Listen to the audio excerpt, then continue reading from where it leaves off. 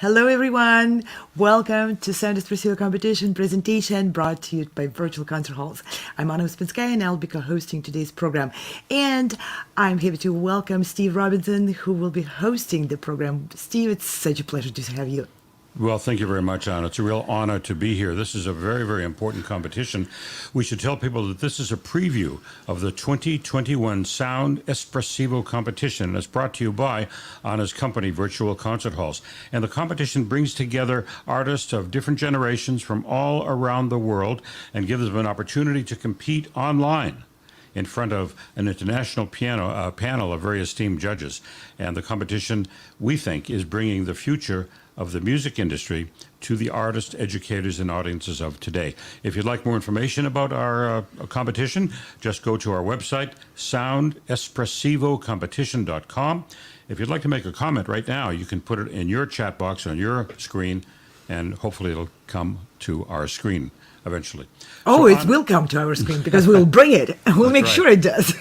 So, Anna, we have a very exciting couple of hours lined up. We have some wonderful guests and performances, but we want to talk a little bit, expand a little bit, if you would, on the overall mission and goal of the Sound Espressivo competition.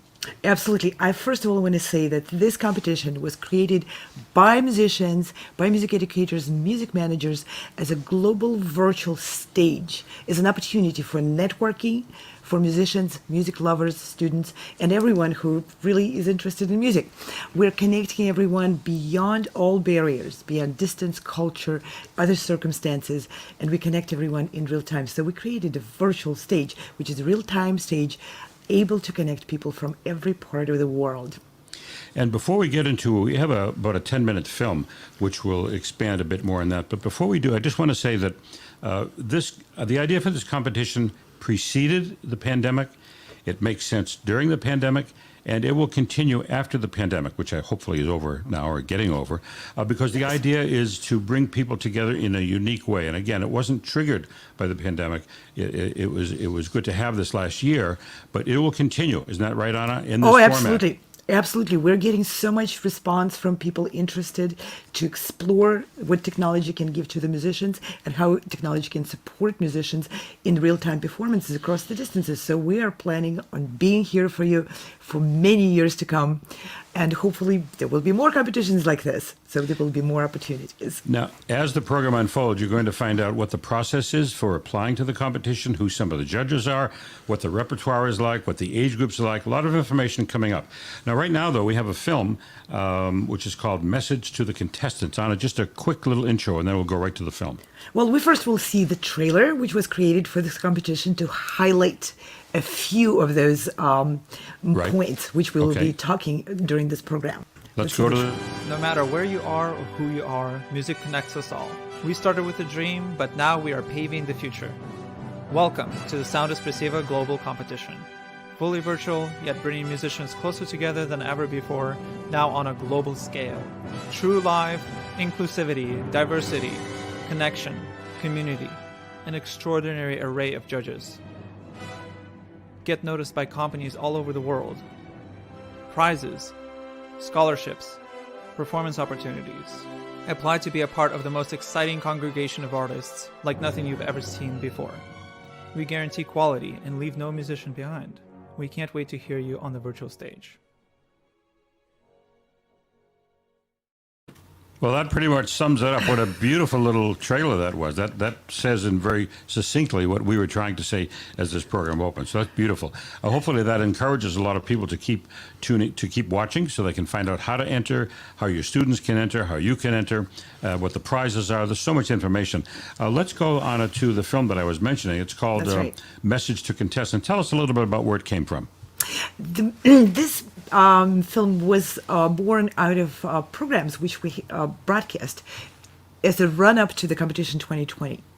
So we asked the sponsors of the competition, sponsors of the prizes, judges, and many others involved in creation of this concept to give us interviews in the run-up to the 2020 competition and to explain why and how they want to support this concept.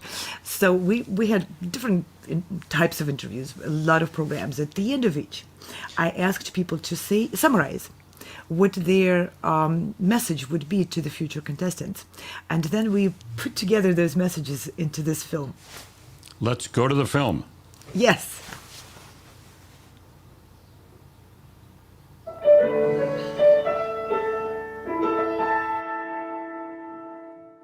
What I really want to encourage is, just as I would with a house concert, as a group music house concert, where a musician might say, well, what should I play? You know, and I say, well, play what you really resonate with. Play what helps you tell a story. Play something that makes you feel connected to maybe how just that feeling of familiarity that from when you were even a child, and maybe your instrument, you know, you just felt like, this is me. This is something that feels like me.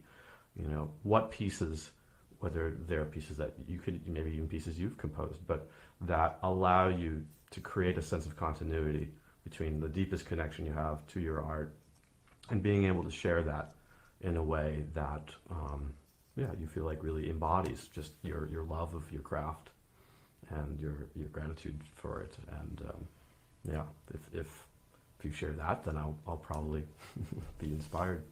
What I would say to contestants is that I know competitions seem to be a platform for, in effect, showing off.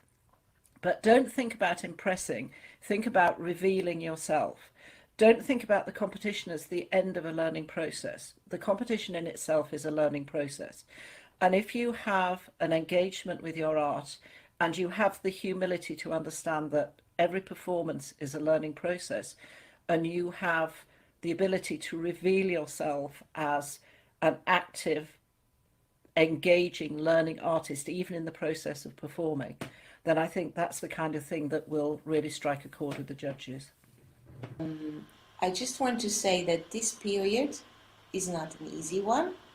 It's a challenging one, but it's also offering a lot of opportunities. So I think we should embrace it, and we should not be afraid to stand still sometimes, or maybe we think that we stand still. But instead, we will have a lot of more time and dedication for the other things that we were not thinking of when we were still in, let's say, 2 years ago. So it's an opportunity. You should never let yourself leading by fear. And you should always remember that your trust is much bigger in whatever you do. So I would encourage you to use also that trust in what you are and what you believe in as a musician, to be authentic and express your musicality, the person you are online, and don't be afraid. Don't be afraid that people will have an opinion about it, or that's not the goal. The goal is that you have confidence that whatever you present online is the best that you do at that moment, and that the people that watch you, they embrace you, they have confidence, and they really can help you to bring you to a different or a next level. I have to confess something. I myself had an occasion to participate to a competition. It was very, very long ago, and internet didn't even exist. It was a competition for guitar, nothing special. And I didn't make it to get to the final. I didn't even make it to get to the semi-final. But I was very excited to participate, and the proof is that I still remember it. I found it a very big experience. And I noticed that also the audience was not so many people watching, but there were some, and the audience was also pretty much excited about this, because, you know, will he make it or not? This was the question, at least about me. And of course, in the competition there were a lot of very talented musicians. So to the musicians, to the potential participants, I would say, don't hesitate. Throw yourself in, give it a try. It will be interesting. No matter how it goes, it will be very interesting. You will get an experience out of it. You will make yourself more rich as a musician, as a person. You will be able to communicate to a lot of people. And for sure, however it goes, you will be appreciated. You know, music is not going anywhere. Music is what gives us life. It gives life to other people. And it's really one of the most important things that we have in this whole world. So, as a young artist, know that you are really important and that you're not superfluous. I mean, it might seem that something that is more tangible is maybe better than music, but there's nothing better than music. You use your whole self. It's a physical activity like being a sportsman. It's a mental activity, being an analyst, so you can figure out all about the music. And most importantly, it's a soul and spiritual activity where you must go inside and see how you're made and see what you do want to express to the world. So don't let anybody put you down, so to speak. Oh, you'll never make a living as a cellist. You will, if you want. And it's one of the most important things that life has to offer and share. So keep it up, practice hard, hone your craft, and communicate with others. Just, I guess one of the things that I would want everyone to focus is to be very truthful to your expression and to really try hard, but know that it's inch by inch and that you have to try one step at a time, and you keep going and you keep going, and that the can-do attitude in the face of adversity or misfortune or the difficulty is truly the key to success. And I feel that in competition circuit, it's very important to have that can-do attitude. Anything is possible, and that you can really aim to be the best that you can be. And once you reached what you think is the best, there's still even more place to grow, and there's always a place to grow. So all the best, and I look forward to hearing many of you on stage. Do have a message. If you don't have anything to say, try to think. Try to find your message. Sometimes you will need to think just a few minutes. Sometimes you need to think many years to understand what you want to say to the people. Then,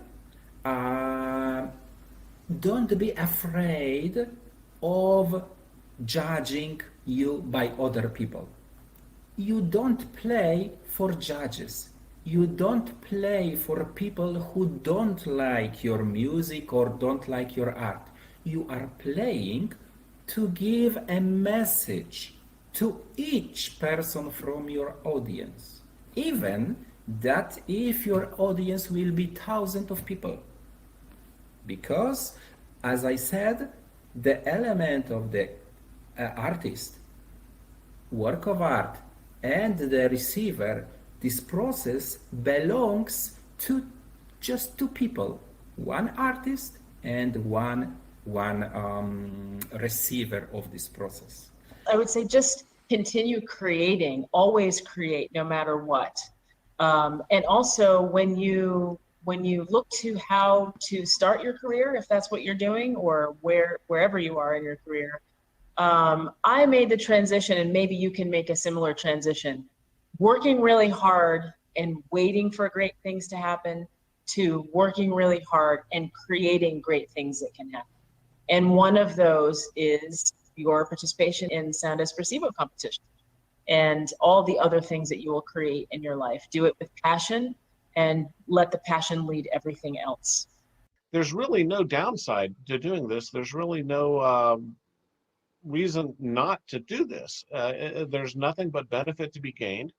And I promise we'll be kind and gentle to you, and encouraging and positive. Really, I would strongly encourage you to sign up for this. This is something that's on the cutting edge. And I think in later years, especially younger folks that are signing up for this, in later years, you're going to look back and say, gosh, I was at the ground level. I was at the launch of something that was pretty spectacular, a pretty wonderful moment in history. And I think you'll be really proud of that. Hello, contestants. I wish you all the very, very best of luck in all your endeavors. Very, very pleased to be on the jury for this wonderful competition. I would like to assure you that you will be in a welcoming and very safe environment, and I think it's going to be enjoyable as opposed to most competitions. I think we're going to really enjoy ourselves. So just play what you love and just play your hearts out.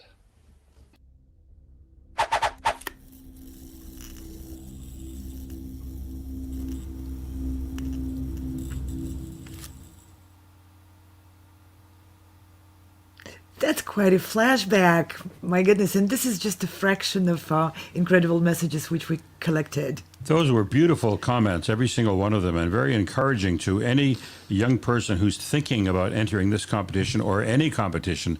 That was very inspiring. I was especially taken by Margaret Pinder's comment that the competition itself is a learning experience. Win or lose, it's a learning experience. So we have another episode coming up, and by the way, you're tuning into a preview of the 2021 Sound Espressivo competition brought to you by Virtual Concert Halls. In our next episode, we're going to be talking about the various ways that this competition is unique. What are the special opportunities for performing on a virtual stage, and what makes it a powerful new way of connecting. And I'll emphasize again that the idea for this competition was not born out of the pandemic. It was inspired before, it worked during in 2020, and it will live on after this because it's a brand new way of doing a competition. And Anna, you and your team deserve a lot of credit for this. Now, we have some wonderful guests for this section, and I think they're going to come on the screen in a moment, aren't they? Absolutely. We'll start introducing our guests. So please welcome on stage back, and it's so pleasant to see you all again. We're back together again, just like in December. Donna, Weng, Friedman, welcome. And great to see you guys. Yeah, Avguste, Antonov. Donna is a pianist from New York and fabulous pianist, and Avguste is from France, and David Coleman is a trumpeter, also from the United States, and Robert Puisi is a composer and producer from New York. So we have this warm company. So who would like to step up to the plate and, in your own words, tell us why you think this competition is unique? I would love to start, because I'm very excited about this. Without a doubt, for me, there are many things about this competition that is unique. But for me, it is the repertoire categories. And I'm not saying repertoire requirements, because that's what most competitions have. Most competitions, from my experience as a teacher, a judge, and a former student who used to do a lot of competitions, you'd have these requirements where you have to play a piece by Bach with a fugue, or a classical, and then a classical sonata, except for the Mozart Kerschel 545, and except for the Beethoven Opus 49 1 and 2 sonatas, and then a large romantic work, possibly a contemporary piece, and then an etude by Chopin and Liszt. Now, what this says is that it's great. We want our students to learn music from the different time periods, and I think that's wonderful. But the piano especially has the hugest repertoire. And what these requirements do is that it kind of narrows, the pieces. So, in my experience as a judge, I've heard so many pianists playing these large Chopin pieces and never learning the nocturnes, never learning the mazurkas, wonderful pieces like that. Sound Espressivo does not have that kind of requirement. What they have, they offer the students a chance to discover their true voice by finding the categories that speaks to them. Mm-hmm. So there's the category of miniatures. So you can play Chopin mazurkas, or you can play pieces by Cécile Chaminade.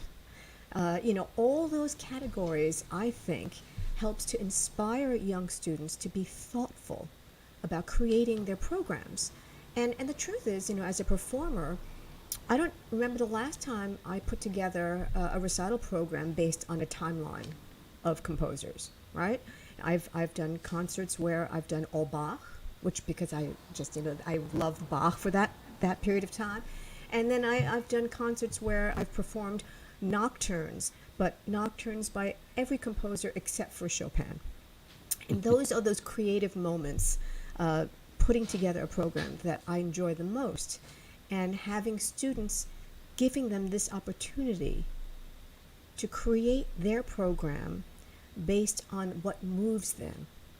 That really is a succinct one way of saying why this competition is so unique. I wanted to ask Robert Voisey a question about a category, but before that, Anna, are you still with us, Anna? Could you just give us a list of what the categories are? Because Donna mentioned a few of them. Absolutely. What are the other categories? Then I have a question for Robert about the new music. Yes, the artistic awards in the competition are, there's 9. And as you can see, there's a program where musicians can combine different pieces in a way which tells their own story.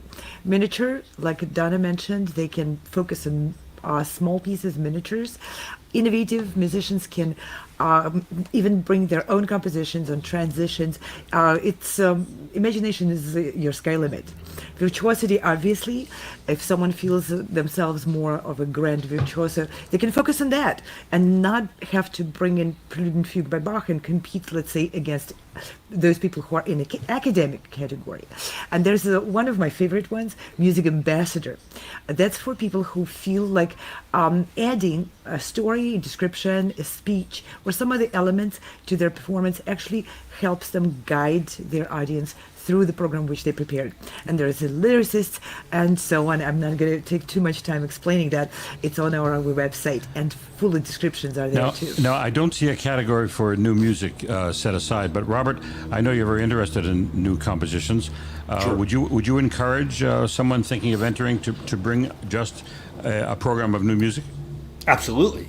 Absolutely. In fact, I would say that this is one of the premier places where you could do it. I feel like new music is a hard field, and but it's a very rewarding one in the fact that you get to work with living composers. So as a musician, it's a lot different to work with a living composer where you can ask questions and sort of get feedback of what they were thinking or how they were doing something, or why they're writing the way they're writing. I mean, with Bach or Beethoven and stuff, that you kind of have to guess or go by a tradition or another performer's sort of interpretation. So this is where you can sort of stand in on your own and make your own interpretation without the sort of weight of the past, if that makes any sense. So in other words, someone interested in winning one of the categories could make it all about new music and still have it fit one of those categories. Sure. Yep. Absolutely. That's the at least one category. Innovation is a big field for that kind of innovation. It can be their contestants' own composition or newly written. And we had quite a few contestants who did newly written music. David. Yeah, if I could volunteer something. At one point, Beethoven was new music. I was just going to say that. Exactly. Yeah, exactly. And, music is music. And if it was composed yesterday or 500 years ago, it deserves our respect and our attention. A great number of composers of new music managed to earn a living in the film industry. And that's fine. There's a tremendous output there. But at the same time, for the concert hall, that's an area where we really, I would say, as musicians and as audiences, we're perhaps not doing all we could. And this is a chance to support the important creation and performance of new music. So, hats off. Well, as you say, it was once all new. In fact, Bach, as we know, when he was playing in church, was criticized, for his taking off on the organ during a church service. What the heck is that guy doing? Yeah. And of course, Beethoven was once described as a madman. We know all about that. Yeah, if I can also jump in on this as well, to come back to what Donna and David and Robert were saying, I think this whole this whole thing comes back to the classical music world being so old school in a way it's doing things. And I'm not referring to education as much as the performance world, where traditionally what we call classical composers are preferred than more challenging newer composer. Same for competitions, where you have such a demand of the same old overplayed repertoire, whether it is in piano or trumpet or whatever repertoire. I think it's come back to the classical music world being a bit behind on the trends of the 20th and 21st century, comparatively speaking to music, to rap, to soul music, to all of those other forms of music. And it's also important for performers, no matter how young they are, if they're going to play a new piece, to have the skills to explain a little bit to an audience how the piece is put together. Absolutely. In just 30 seconds. That's where. Go ahead, Robert. Yeah, if I could just add one more thing, because how is it unique, right? Like, how is this competition unique? And I think like one of the things that composers like kind of struggle with is to find a place, right, of how we're doing. And like one of the singer-songwriter, right, we think of that as in pop and so forth. But in our last competition last year, there was a pianist who wrote all his own songs. It was an opportunity for him that I don't know where else to send him if he wanted to do like another competition or doing this. And this was the perfect venue for him to sort of get his shot. So we're going to ask you to sum things up, but we have two clips of two performers from 2020. And I think we'll play the first one. It's from a 2020 laureate. She won in the virtuosity category. Let's go to this. This is Mira Kardan, from the Coleman School, a laureate from last year. Here she is.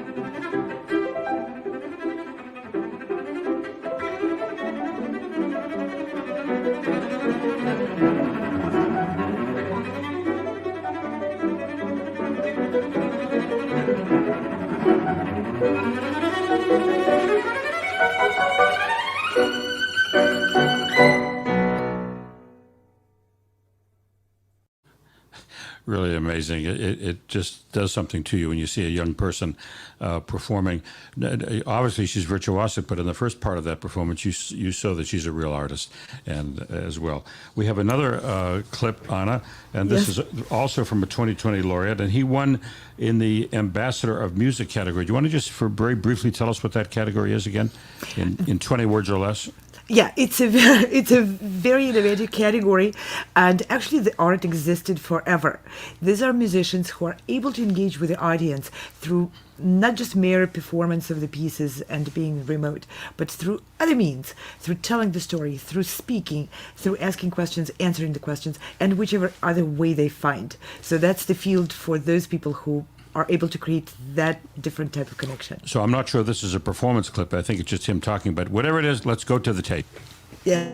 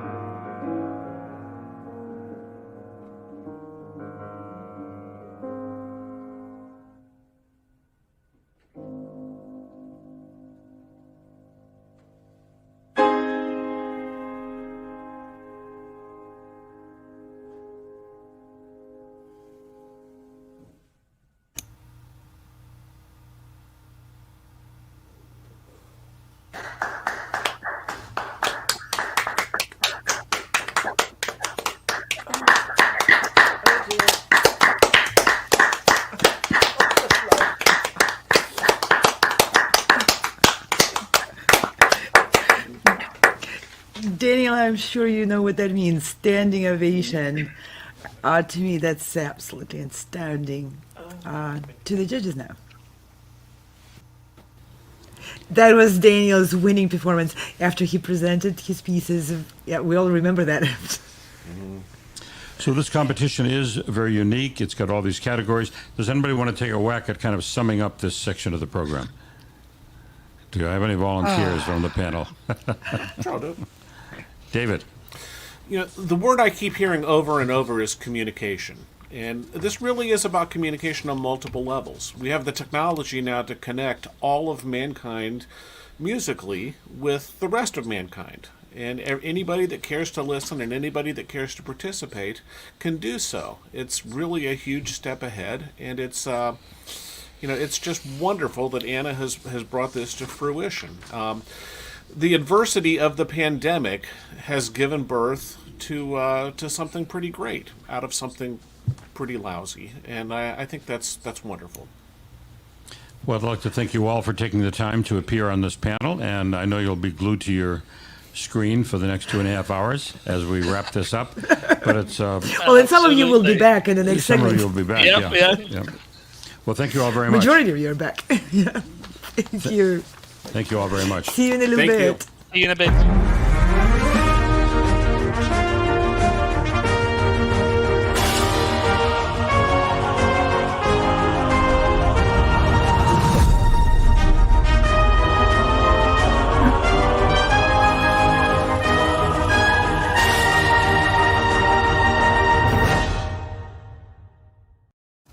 And for those of you just tuning in, you're watching via a live internet TV broadcast, a preview of the 2021 Sound Espressivo competition brought to you by Virtual Concert Halls. And the competition brings together artists of different generations, you saw it on that clip, from around the world, and gives young musicians an opportunity to compete online in front of an international panel of esteemed judges. And the competition is bringing the future of the music industry to the artists, educators, and audiences of today.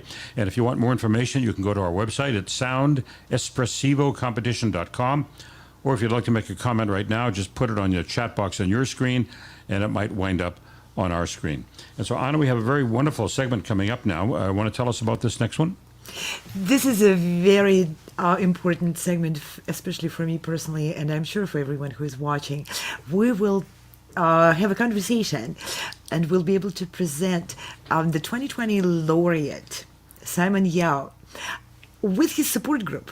Now, it doesn't happen by yourself to be successful in any important endeavor, especially in the music education. And preparing to be a performer is a huge work in which so many hands have to hold you up and support you in the process. So Simon Yao is joined for this interview by his mother and by his teacher, Jeffrey Lavner from Colburn School. And I would like to welcome Jeffrey. Simon, it's so great to have you with us. Thank you. Thank you. Thank you for having us. What, if I could ask, what impact has this virtual stage had on you so far? Jeffrey? Well, you know, this came about in the at the start of the pandemic. Actually, I probably heard about this in September, October. And we were scrambling at that time to just getting used to online teaching. And we had always had weekly Friday night recitals, studio classes, things like that. We were really looking for a way to motivate students because, you know, as a performer, it's very hard to practice seriously when you don't have a performance goal. I mean, you practice at a whole different level when you have a goal. And so I had heard about this from one of my colleagues, and they said, "Oh, it's got some wacky categories. They're kind of silly, but you might want to look at it." And I looked at it, and I thought the categories were pretty great because it let me present a lot of pieces that I normally wouldn't choose to do because they had categories like profound or and no time limits, which was also an interesting thing. So I knew they weren't going to get cut off in 5 minutes. So it was really a great opportunity for us to get kids inspired and practicing through that first part of the COVID. And I think I had about 10, well, maybe about 10 students really get motivated and practice all different categories. And it's nice also as different categories, the kids don't have to compete against each other. So it was really a great experience. And I'll let you ask some more questions, but I have some more thoughts on it. Now, Simon, you are all of 9 years old, and was this your first competition? Yeah. Uh-huh. It was really fun. I thought it was really fun. So you found the competition to be fun? Yeah. I see. And you did pretty well? Yeah. Now, what would you say to a person your age who is watching right now and who's thinking of entering the competition? Would you encourage them to enter? Yeah, I would encourage them to enter, and I would want them to really enjoy these experiences and perform. And every time you perform, you're less nervous. So it's a good experience for them to enter the competition. Now, Simon, I want to ask you what effect the competition had on you now that it's over and you won in a category last year. But first, I think we'd like to, are you ready to perform a bit for us? Yeah. Okay, is this a good time to perform? Yeah. Well, why don't you take it away and show us what you want to do? Okay.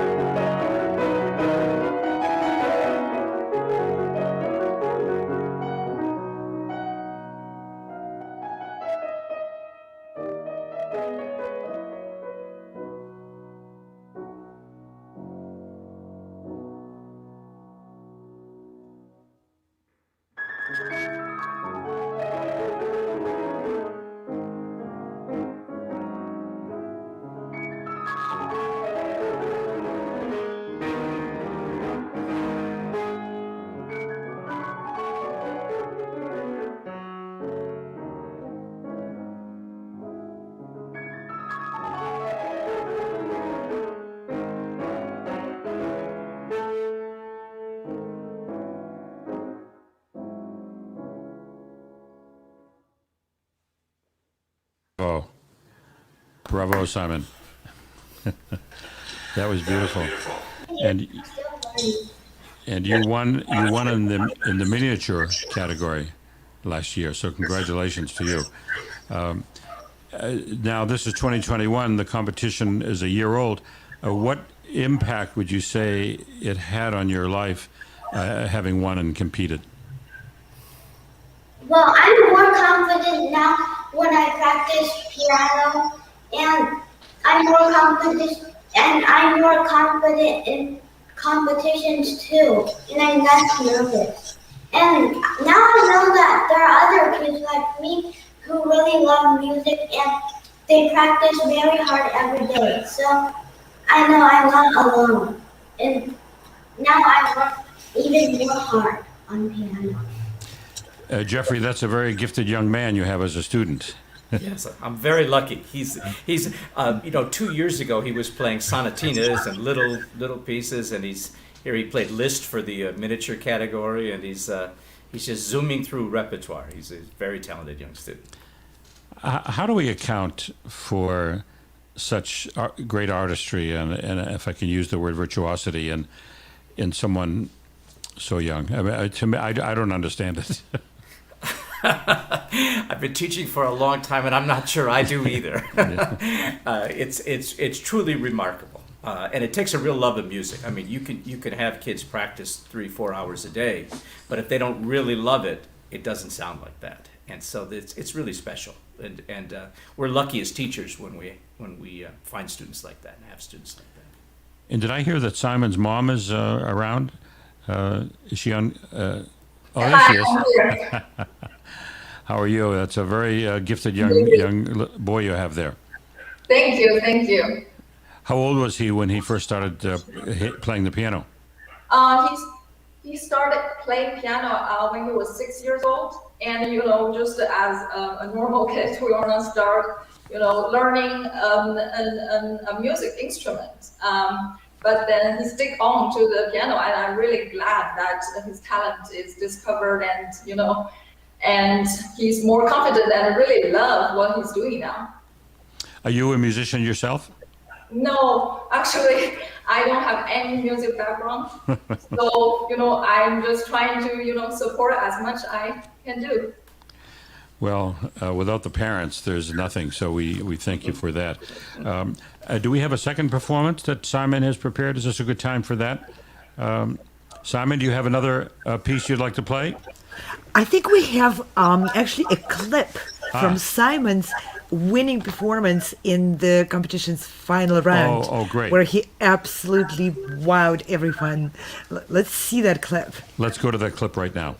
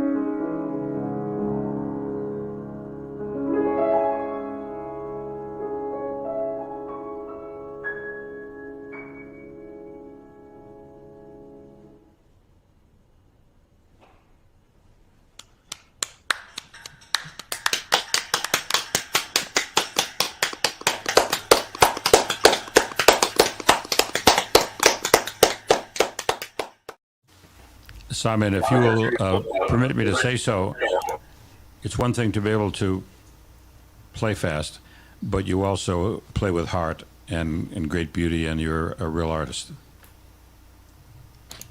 Yes, and we have now here also Donna join us, and I would like to hear the two perspectives from Simon's teacher and from one of the judges of the competition.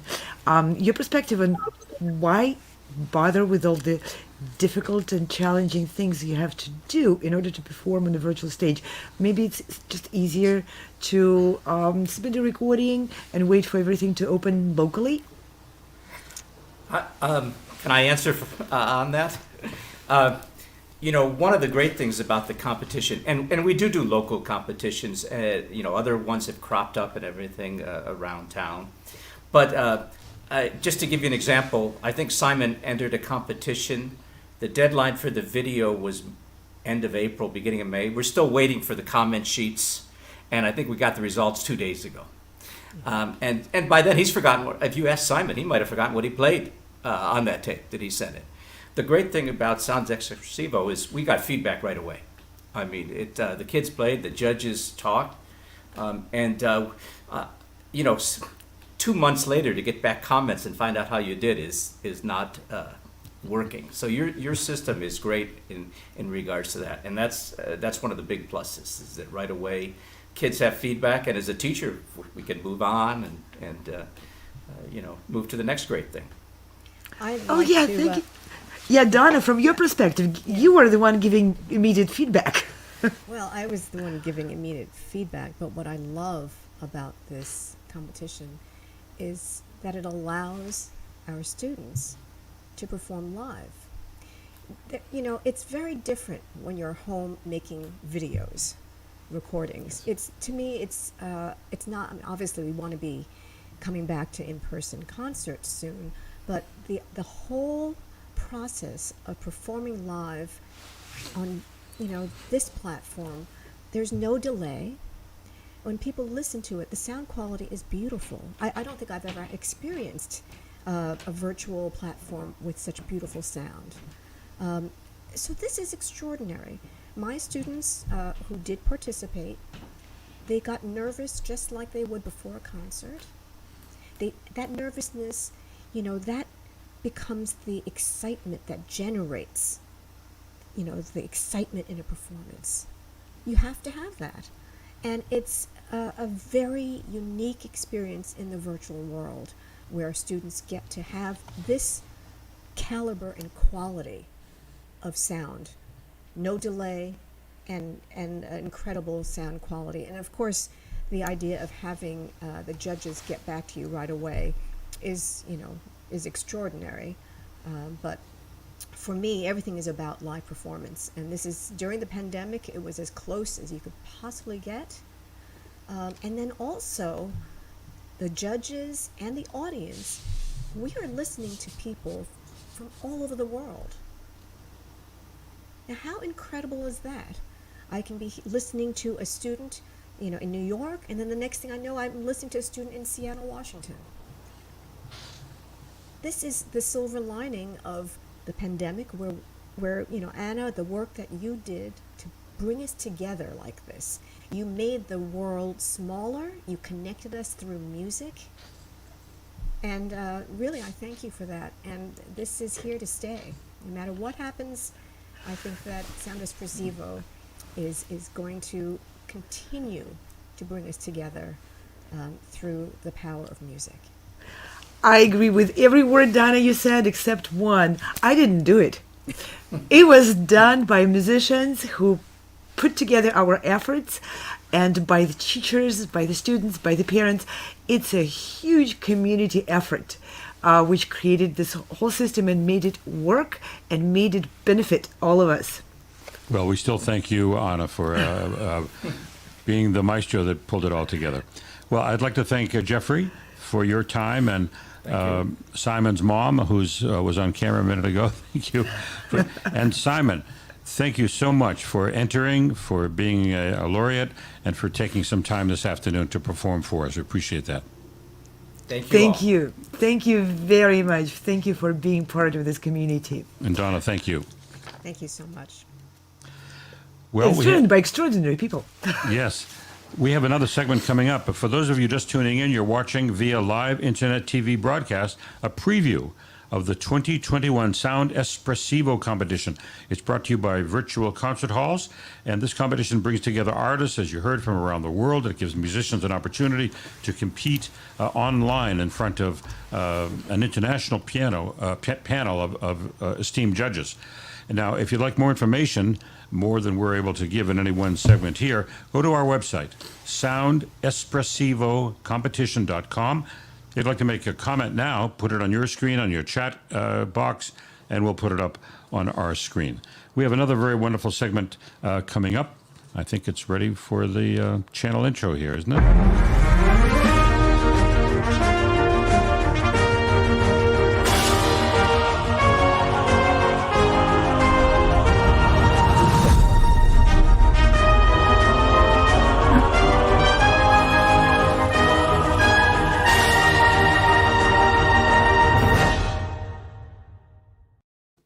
Well, there we go. In this next segment, we're going to be discussing all kinds of topics, including the various instruments that have entered and that can enter. Can be just about anything. What level of performance you need to reach to enter. What are the ages? What kind of groups? I have a question myself, whether any chamber groups are enter, what the purpose of this is, and periods of music. All kinds of questions going to be answered in this next segment. And we have some, Anna, we have some terrific guests for this segment. We also have some live performances that are going to be heard in this next segment. Anna, do you want to introduce our guests? They are actually three judges, or one judge, who we've already seen on screen. Auguste Antonov will be joining us. He is an artistic director of Sound Espressivo competition. He'll comment on some new additions to the competition. We've added 2 categories. Why did we add 2 categories, Auguste? Well, thank you for having me again. Yeah, we did add 2 categories to broaden the appeal of the competition. Also, with the fact that this is the second year of the competition, we felt as ready as we could to expand both the type and the level of what we got last year. And what are the 2 new categories? So I believe, and I hope Anna is going to correct me if I'm wrong. We're adding dance, jazz to the whole category as well, as far as that goes, and that's going to make it even more interesting than what it was last year. Did you say dance, as in dancing? Yep, as in dancing. It's still a bit. Just got corrected by one of our producers. We're still working on a few of the things, but it's gonna be jazz for sure. Right. And that's gonna be a big one to the addition of it. And I think there's a Baroque category as well. Yes, that's correct. Exactly, Baroque, which is where we got also wonderful guest judges such as Pierre Beaudry and other ones. And as a matter of fact, Pierre Beaudry is with us, and I think Pierre is going to be performing live. There he is. So this is a new category. Is this Baroque and guitar, or is the category Baroque? I play music from 17th century until 20th century. I see. But I studied a lot of performance practice for Baroque music, and it goes into classical also. And but I played the whole repertoire from 1600 till now. And Pierre, what piece will you be performing for us today? I will be performing a part of the Chaconne for solo violin that is very usually played on guitar, on piano, on organ, many instruments play it. And I will play a sequence for the famous arpeggios, which is in fact, it's a sequence of chords. It appears like that, but after we realize that it's 3 voices interacting together within chords. One of the greatest solo pieces ever written. Fantastic.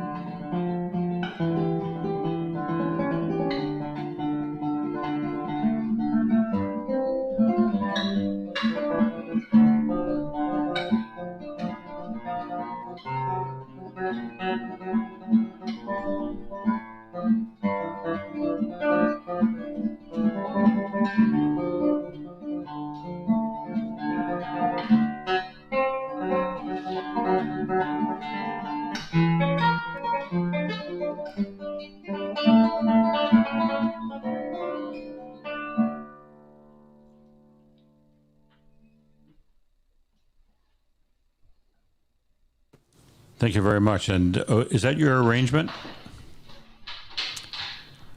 Is that your arrangement, Pierre? I think he arranged it. Did you arrange it? Oh, he couldn't hear. Yeah. Is that your arrangement, Pierre? Yes, but actually, it's not like it's a very, I didn't add much to the Chaconne because, like, for example, Segovia made a transcription and it was based on Busoni version, which ended up sounding like a Schumann. But this is a very, I have some basses, but not as many as other guitarists do. It's a very, I really try to follow the manuscript. And actually this suite is a real problem, the 1004, because it's always the question, do we have basses or don't we have? And for example, in the two first movement, everything I heard made on guitar, I don't like it. But then I heard somebody made by a lutist, actually professor at the Basel Music Academy, and I thought the basses were fantastic. So I asked him to steal his basses, and he said, of course you can take them, but they don't belong to me. And so these are the Allemande and Courant where I had basses. So this is that because I did the 6 partitas for Brahms, and that one is a real problem, adding basses or not adding basses. Right. And so that's about but yes, it's my arrangement. Yeah. Well, thank you for that performance. Just to jump in quickly, Yes. Pierre is a wonderful guitarist from Canada, and we are absolutely lucky and delighted to have him on our jury board for the 21 competition. He is a wonderful person, and absolutely delighted to have him with us. Wonderful. I'm really delighted to be in. Now, a second category that was added is jazz, and it's jazz improvisation. And Mark Berman is with us today. There he is right there. And Mark, how do you feel about jazz being added as a category? I feel honored to represent it today. I always felt like, I didn't always feel this way, but for the past umpteen decades, I felt like there's a liaison between classical, between all music, really. And so jazz is just something that is a style, not unlike romantic classical and Baroque or Renaissance or 20th century music. I think it's like all styles. I think it's legit, and it's a nice marriage. I mean, there's so much in common. Well, jazz is often referred to as America's classical music, and my friend Rassan called it black classical music. So, and he didn't like categories. There's too many categories. So let's just say that we've added a new category, and it represents wonderful, terrific music. And you're going to perform a little bit for us. And I want to hear in that performance a reference to a conversation we had, Mark and Pierre, about a bridge between the two, the Baroque and the jazz. And a lot of people overlook that bridge, and we want to represent music as a whole, not just periods of historic periods which can conflict and argue with each other, but as a whole process, a whole wealth of music. If you can reflect to that, please. Oh, yeah, I mean, I totally agree. And I think that all major classical composers were great improvisers. And that's right. You look at some of the transcripts from Renaissance music and Baroque music, you see the changes, what we call the changes, the chords, and figured bass, and they were improvising on top, improvising their arses off, Right. I mean, Anna and I were talking the other day about there was a book about pianists that I read that it talks about Beethoven, the composers that were pianists, and Beethoven had he was in Vienna, and there was a guy, not his nemesis, but I think this other person felt like Beethoven was his nemesis. He was competing with him and felt inferior to him probably, and he challenged Beethoven. He said, I know you're leaving, but when you come back to Vienna, we're going to have a duel. We're going to have a music duel. And so Beethoven thought, oh, yeah, good. And then so he took off. And when he came back, the guy was ready. He had like a little mini orchestra. And he performed, and the audience loved it. And then he said, all right, Ludwig, you're up. Good luck. and I'm embellishing a little, but this is the basic fact. And they he on his way up to the stage to the keyboard, he grabbed a cello part from what the other guy was doing. He put it on the stand and played it with one hand, and then started embellishing and making it the most magnificent thing you can imagine. And the other guy just like snuck out of the room. The audience and that's what you're going to do, Mark, for us. You're going to take Bach's music and bring it to the improv realm of jazz. Well, I mean, Pierre played so amazingly. No, not to make a competition. This is not a competition. Oh, yeah. This is a bridge. Yeah, it's the bridge. Yeah, so what I'm going to do is I'm just going to take the piece that Pierre just played and kind of come up with something, like an idea, improv on it. Okay. Throw these off.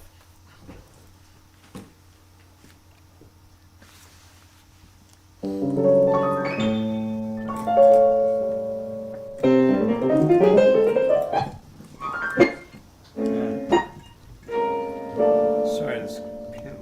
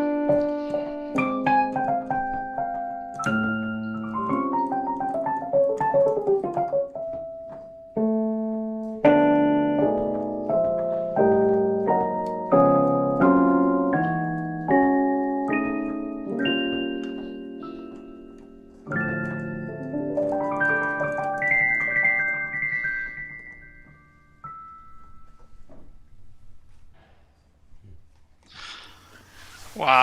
Very beautiful. Oh, wow. Yeah. Took my breath away. Thanks, you guys. Yeah, sorry about my piano. My piano it's having issues lately, this keyboard. But well, it came through. It was beautiful. Oh, thanks. Thank you. So I think I think those two performances just showcase, first of all, our two new judges, Pierre Beaudry and Mark Berman, and it's such a showcase to the music that we all love and we all promote. And just getting those two wonderful judges on our roster, it's wonderful for the competition and for the participants. Really is. Now, I'm going to ask a question here about categories. I don't know who wants to answer it. Anna, is chamber music ever planned to be a category, or is it already? It is already. It's not a category, but it's a group of mediums which musicians can choose, and they can be a chamber group in the Baroque category. I mean, in the Baroque style, or there can be a chamber group in the jazz, or a chamber group encompassing all of that. I see. So chamber music. And I think that would be so welcome this year, this coming season, because last year with the pandemic, everyone was so limited to what they could do. We got lots of wonderful instrumentalists that had to play with recorded piano, which didn't exactly make it very easy for them.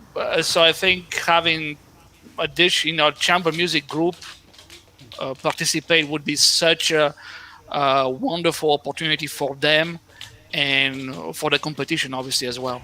Absolutely. Well, that's why we decided to veer away from the usual structure of the application fees, where the competitions are charging chamber groups per participant of the chamber group. First of all, it doesn't make any sense because the chamber group is taking the same amount of time as a soloist normally. But also we would like to support and encourage the chamber groups to apply, because they've been out of a venue for them to practice and perform for so long. It was just so difficult. So chamber groups can split the fee among their group members and make it a little bit less taxing financially to apply for the competition. I might It's also, one fee for the whole group. Yeah. Since Mark has a painting of a beautiful singer behind him, I'm not sure if that's supposed to be Billie Holiday, but who also, by the way, was a great improviser. Are singers, have they entered the competition? Anna, have you had singers? Yes, we had singers last year, and we're looking forward to singers this year. And the singers also can choose their style. They can be traditional classical opera and lieder singers, or they can be pop and Broadway singers. Wonderful. Well, it's very exciting that the competition was able to expand. I mean, it's brand new, so it's not surprising that you were able to add categories as you go, but it shows that you're not inflexible. You're anything but. You're very flexible, and I'm sure in 3 or 4 years, who knows what categories you will have added to it. So yeah, we'll be evolving together with the society and the musicians and music. We'll be evolving, that's for sure. Now, at this point, I'm supposed to dismiss Mark and Pierre because they are supposed to leave the room and get ready for the next segment, because I believe you're performing in the next segment. Is that right? Yes, and when you're not on the screen, you are welcome to warm up and get ready. Okay, thank you guys very much. That was really beautiful. So I think we're ready to move on to a next segment, but we have a little trailer to play. Are we about ready to play that? Then let it rip.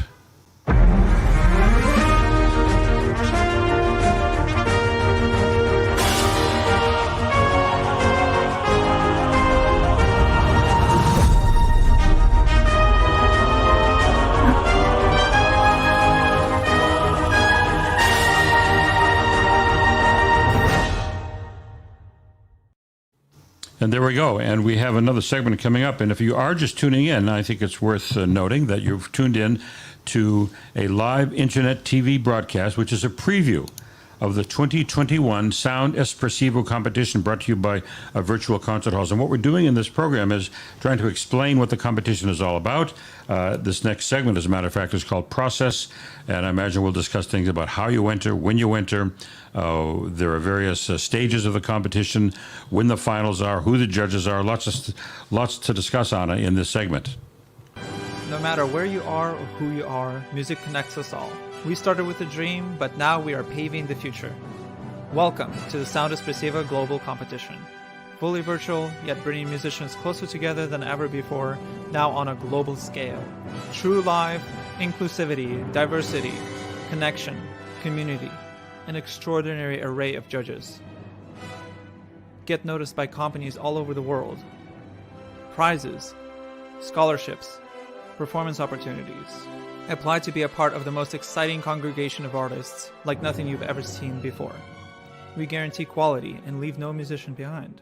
We can't wait to hear you on the virtual stage.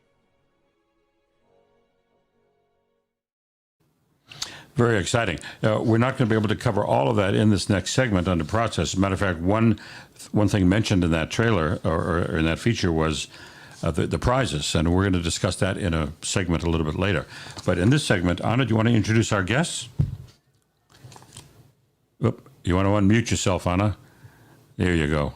Thank you very much. There yes. you go. Okay. And I'm very excited to introduce Olga Chichova, a fantastic teacher from Canada, and her amazing student, Ryan Huang, who was the laureate of Sound Espressivo 2020. Welcome, Ryan.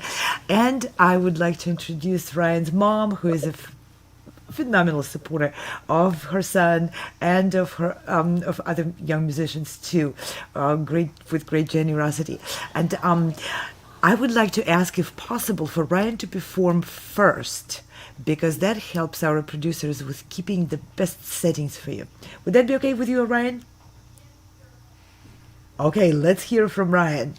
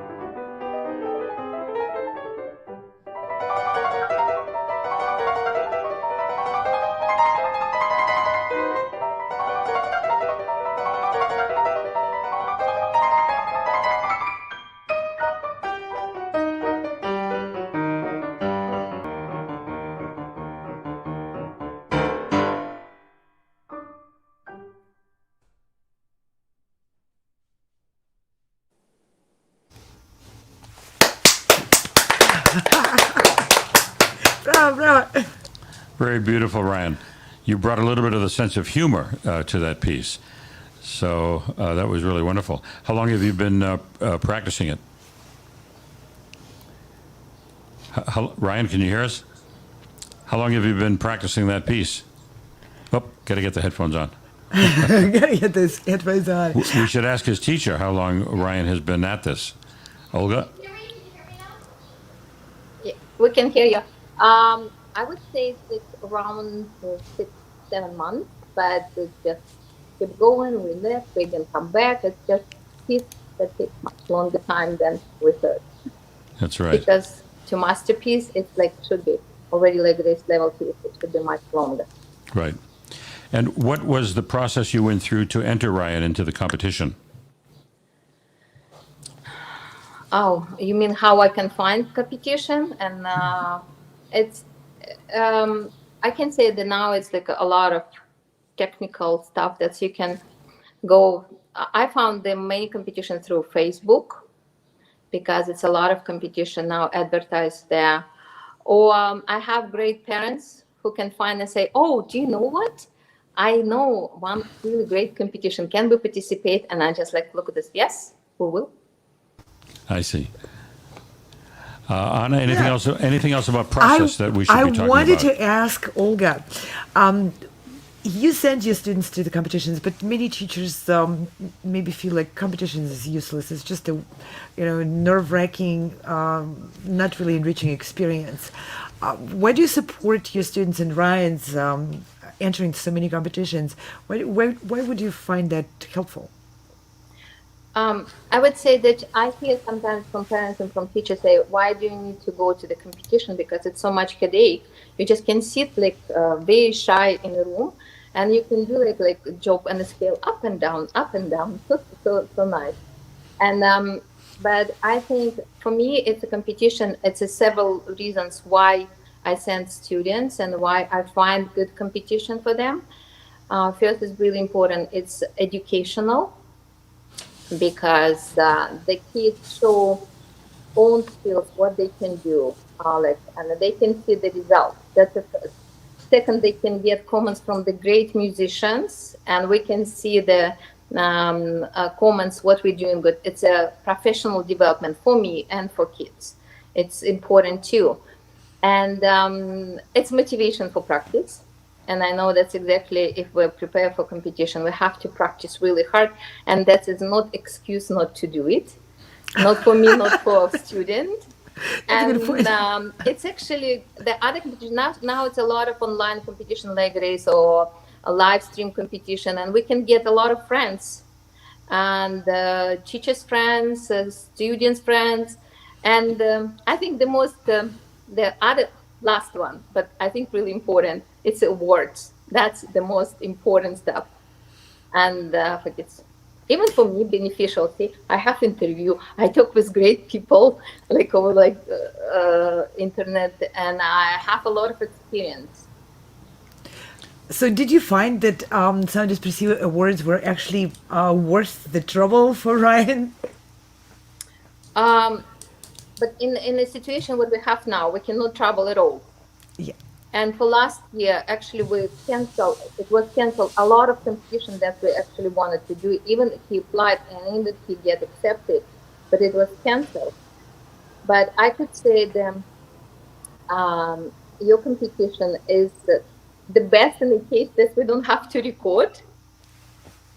And we live and we communicate live and we hear comments right away live. It's everything live. It's the same like live performance, but just through the computer.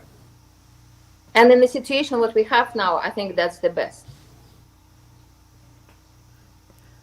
So I would like to ask Ryan and his mom Annie the process.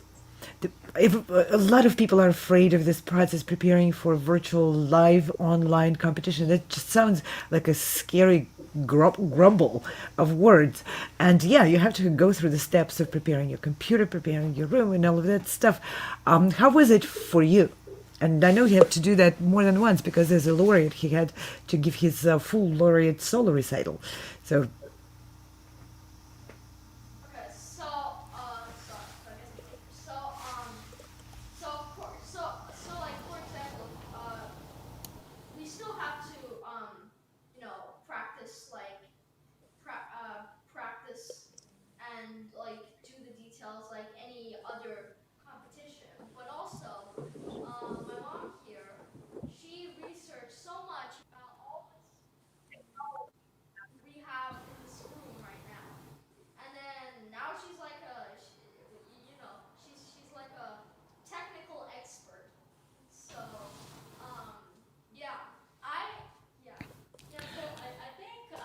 Can you move a little closer to the mic, Annie?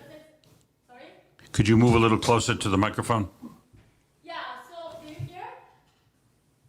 Yeah. Even closer. Even closer. Yeah, if you can move closer to the microphone so we can hear more clearly. You could even stand up. Yeah. It's not on. That's okay. That's okay. We can hear you.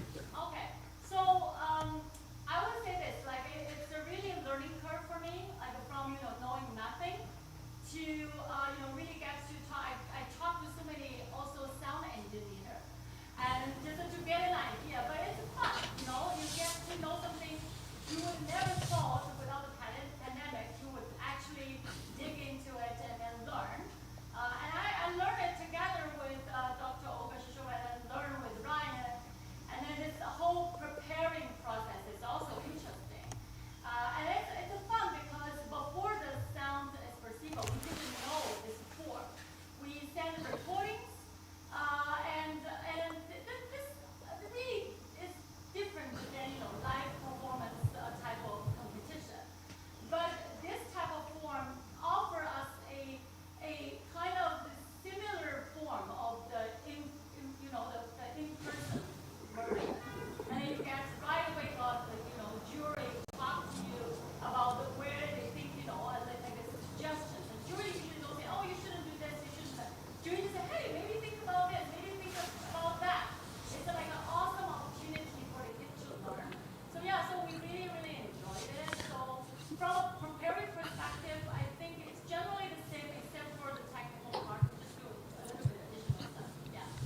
Well, we thank you as the mom for helping Ryan get through all that process. And I think we have another clip, though, of Ryan performing. I think that's ready.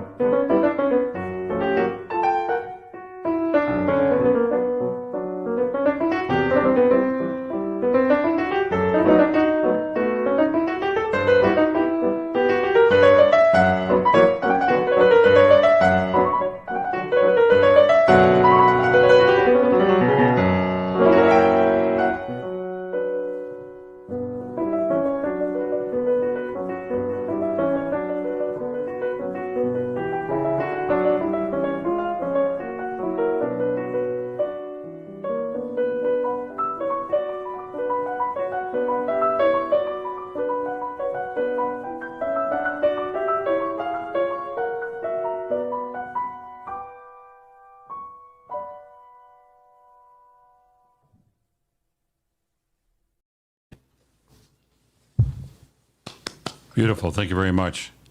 It was a wonderful performance. That was a performance of Ryan's from the Laureate's concert, which he put together. And can you imagine this young kid putting together a full recital program like a professional pianist? And this was not a recording either. This was him playing live on the virtual stage. And I'm floored by the confidence, by this beauty and immersion, which someone so young can do in this unusual setting. I mean, I'm a pianist, and performing on virtual stage is not easy for me either. And I have much more years of experience than you, Ryan, do. And I want to also stress, this is part of it is, of course, on Olga's and on Ryan's mom. And how do you support that development?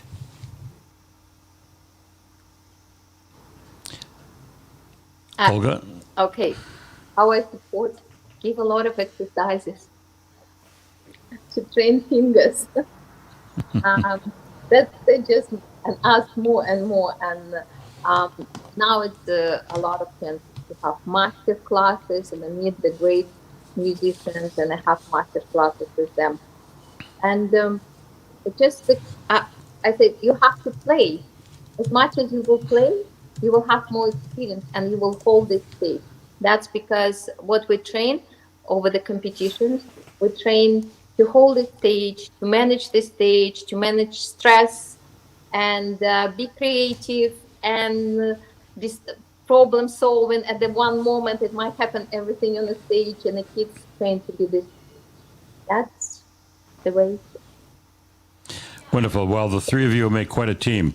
The teacher, the mom, and the students. So it's a wonderful triumvirate. So congratulations to all of you. By the way, one of my favorite parts, Ryan, was the tails.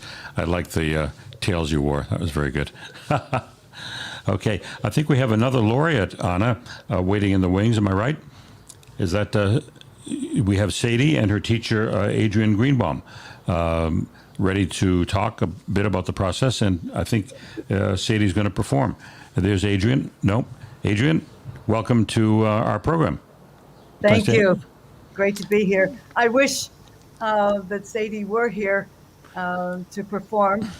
Maybe Anna has plans for sharing one of her other performances. We are sharing the clip, yes. We have a clip, yeah. I got that wrong. We have a clip of her. Do you want to talk? Do you want to talk a bit about your student and how long she's been playing, and anything else you'd like to add about her? Well, I'm the lucky one. You know, she does appreciate every word I say, which is an unusual thing for me. I've had her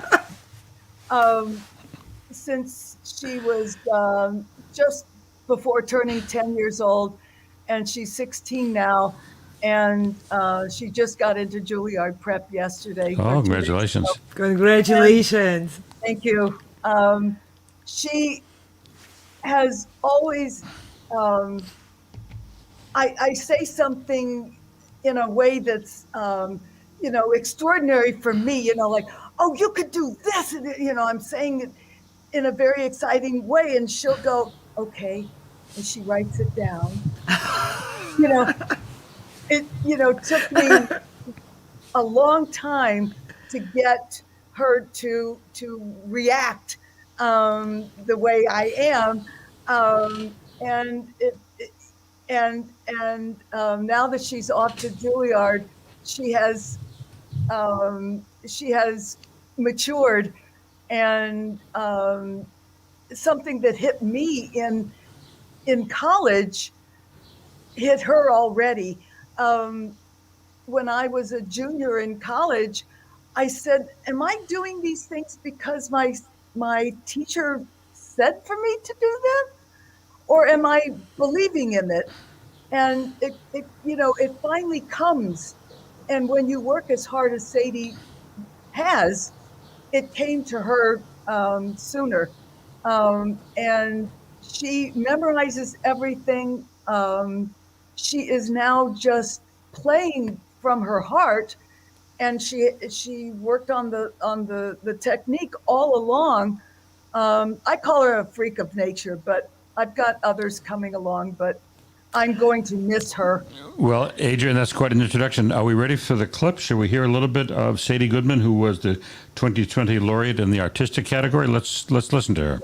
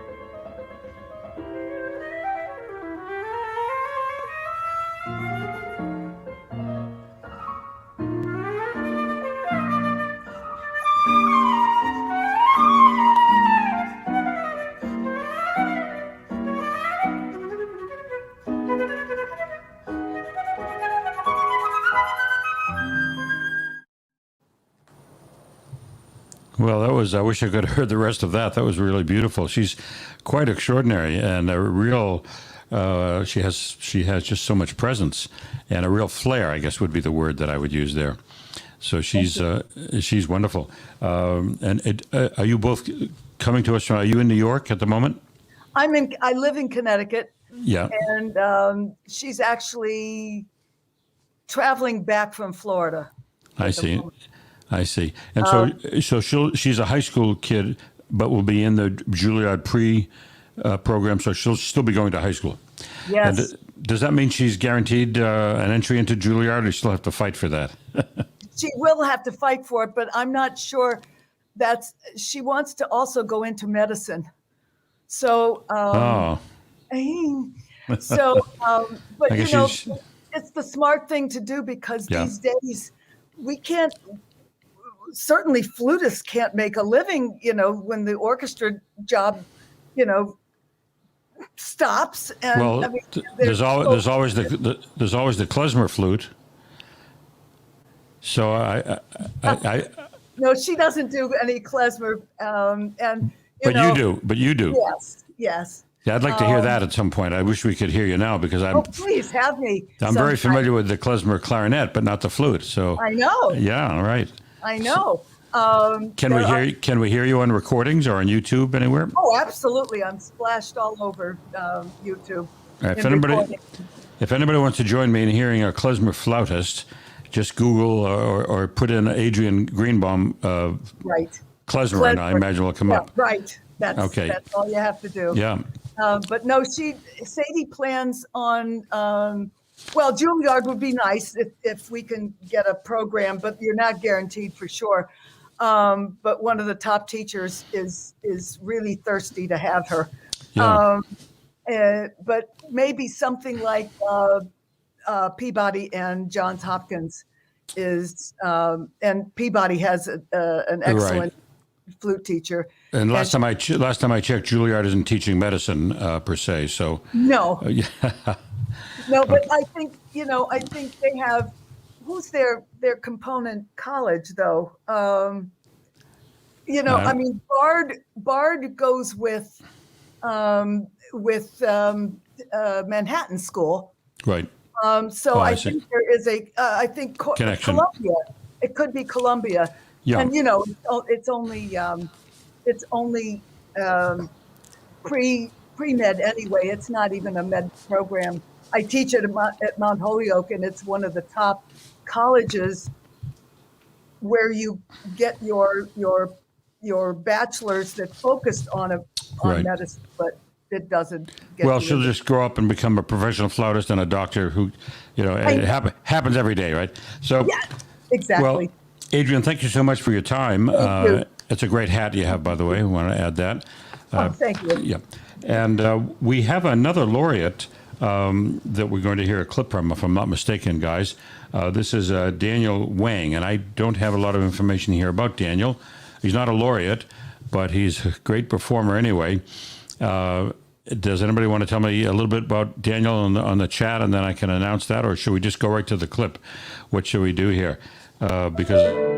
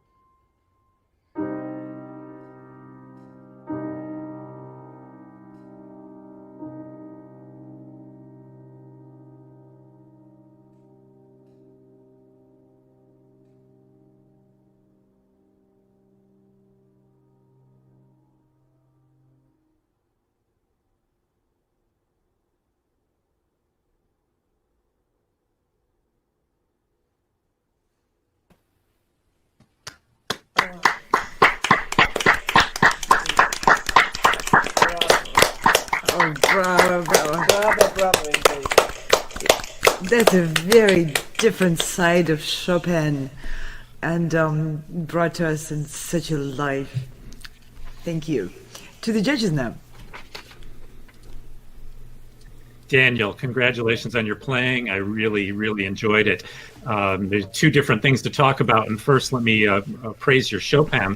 I feel that was probably the most personal that I've heard that piece approached ever. And I started noticing that in the chorale section with the big ruled chords before the octaves first appear, but you really carried it through to the end, and it's clear that you're very close to this piece, and I can imagine this is going to be one of your best pieces through your life as it continues to grow, as your life experience continues to grow.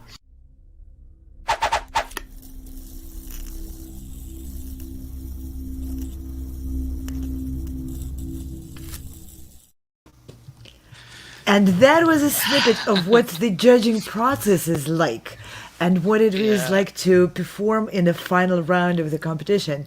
So that's how the judges are right there on the hot spot. Tell us what you think. Yeah, I mean, this was a great example of how the competition is being done. And David, look, he didn't make it to the finals, but he should have. But the level of the competition was so high. But this said, Daniel was. I thought he made it to the final, but he was probably one of the guys that surprised me the most.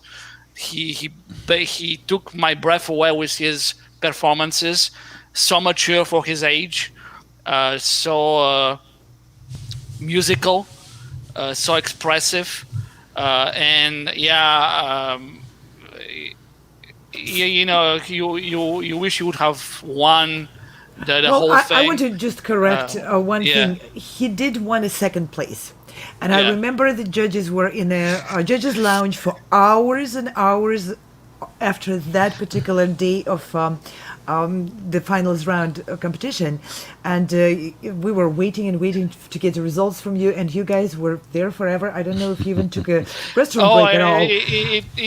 It took us forever because the level of the competition at that point was so high. It was very much details, and the smallest detail made it so that we couldn't go with him for that specific section.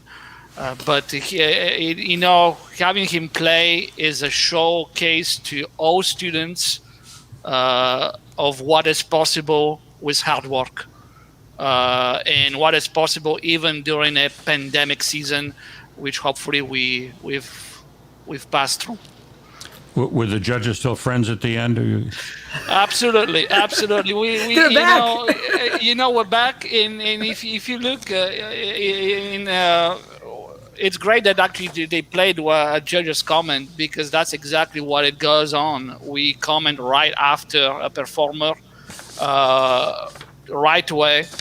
We don't make the decisions until we get back in the judging room. But all the comments that we make, positive or negative, are all being done live. And once we say something, there is no taking it back. So it's a huge pressure. It is. But I think that's also a positive and advantage for the competition as a whole. Because often in normal competitions, you don't hear the judges' comments live. You spend hours waiting for them to come out of the judging room and say just yes or no. And I think that's a huge benefit for performers to get that feedback right away. Well, August, you're part of our next section, which is all about judging. So we're going to pause right now and get ready for that third segment. But here's a little channel intro.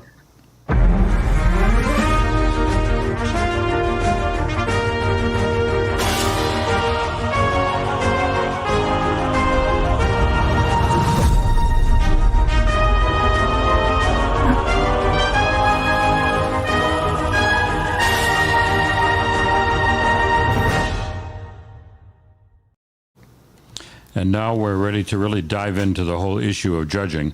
I've been a judge in Chicago for quite a few years, and it's a wonderful experience, actually. And I've always enjoyed it. It's very subjective. When students reach a certain level, as August said, it can be very little things that make the difference. And competitions aren't everything, but it's kind of fun to be in them, and I've always enjoyed being a judge. And So- at this segment, we will dismantle a lot of misconceptions about judges and judging, because this is an opportunity to actually meet the people who are judging. Not like August said, they just come out and say yes or no. There you get a personal connection with the people who are judging, and you can see that the judging is done in the most dedicated and honest way. I want to speak for many other competitions. I think it's a common bias and not quite true that the competitions are rigged and the judges are biased.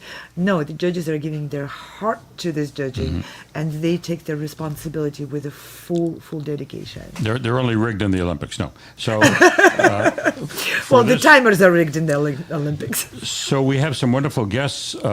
Again, some are back on this program. We want to talk about how the competition is judged, who are the judges, how do you get to be a judge, and all of that. And we also have some performances coming up in this segment as well. But Anna, let's kick this off by asking you, I guess, how were the judges chosen? The judges actually chose the competition themselves, because this is a new concept, and when we approached people, we understood that for many this would be unacceptable concept. So we offered the musicians from all around the world to see if they don't like it. And so if it's for them or not. And some, it takes, let me just put it bottom line, it takes a special judge to do what the Sound Espressivo asks musicians to do. To be on the broadcast, like Avguste said, once you say it, there is no way taking it back. And to be deliberating, and instead of putting the scores, the judges have to come into an agreement, pretty much like a jury, to actually convince each other who are the winners. But I'm going to let the judges speak about those details. But the bottom line, the musicians chose to just judge this competition. We didn't choose them. Are there any, so we have 3 or 4 judges with us today, David, and we've met Pierre and Mark before in August. I noticed that in the first, there were 3 rounds. So we talk about that, Anna. There were 3 rounds. The first round is 1 judge, and that's in the different categories, right? And then the second round is a smaller panel, but then it's the last round where everybody is together in one virtual room talking and fighting with each other, and you can't get into any fistcuffs because it's virtual, but I'm sure. I'm just you regret, right? You would like to punch someone. You know, no, we're not gonna go that far. I think all the discussions, all the judges, and David can jump in as well on this as a veteran judge. I think we all got along very well. Was a wonderful experience for many of us, because for many of us was the first major competition that we're judging online. Let's put it the way it is. And so I think we all got very well on. We had good chemistry between all the judges, good communication. So it never got to the point of fist fighting. And what was, you say, the major difference? You've judged before, but in person. Absolutely. What was the major difference between judging this competition and others, this one being virtual?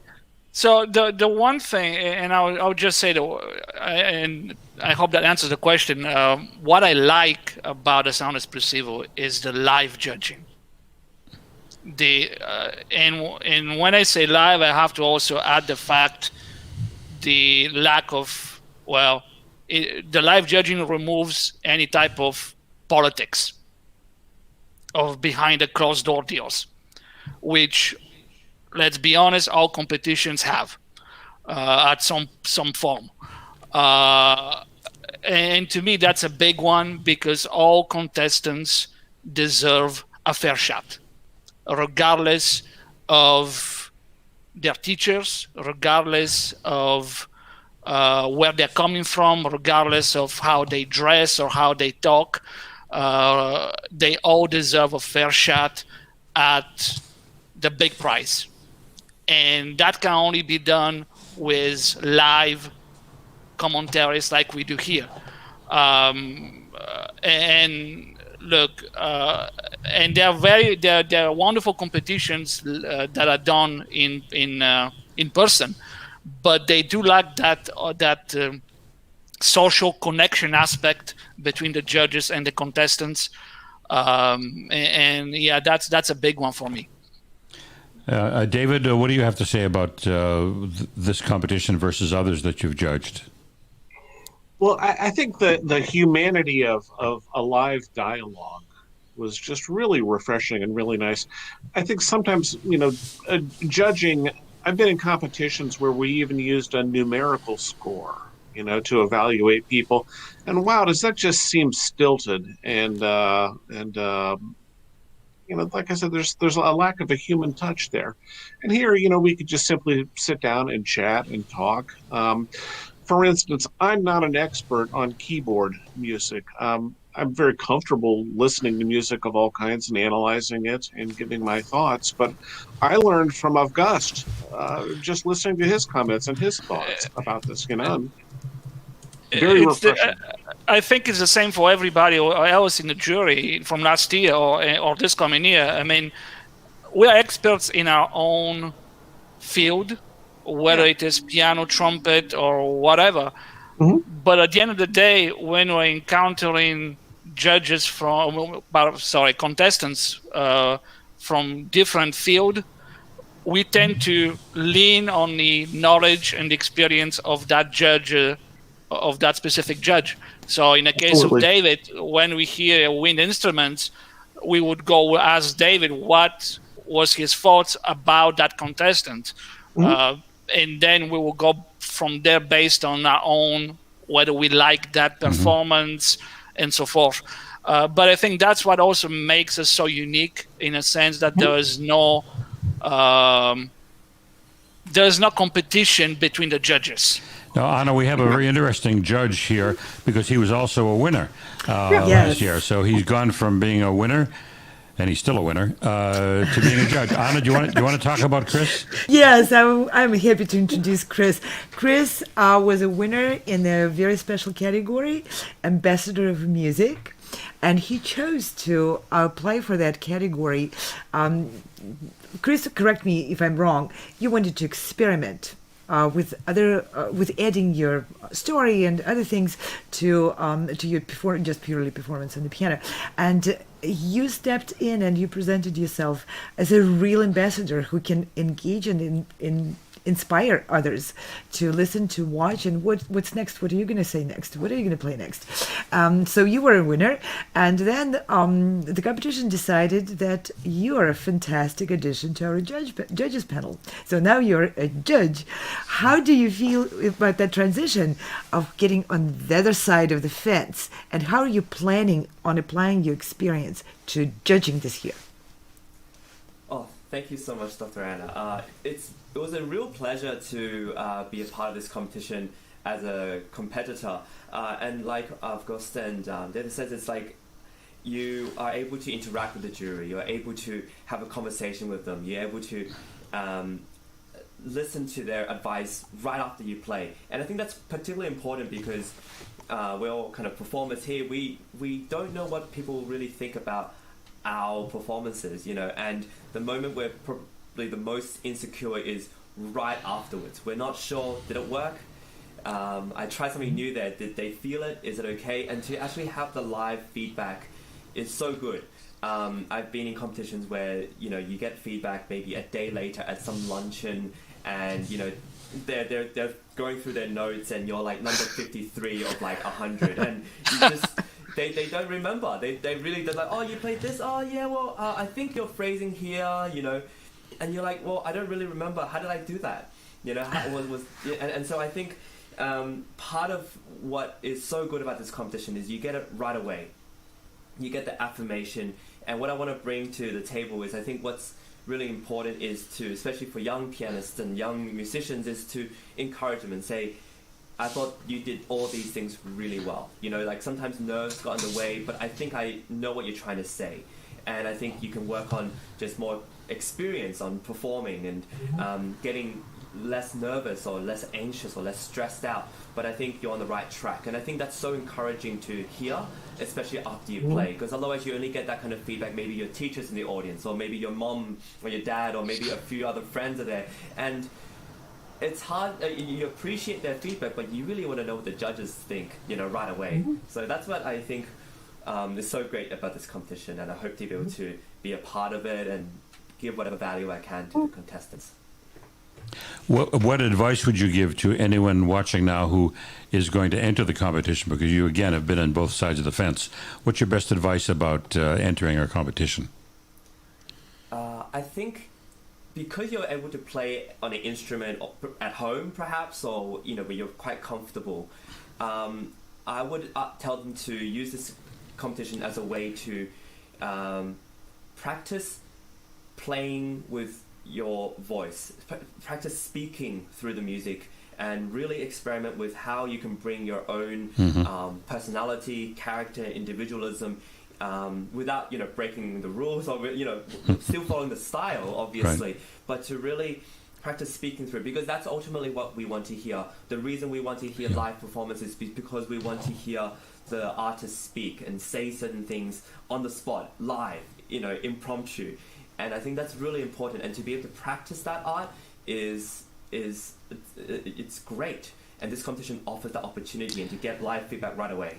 Now, Chris, are you going to perform live, or do we have a clip of you performing? I think I'm performing live. Speaking of performing.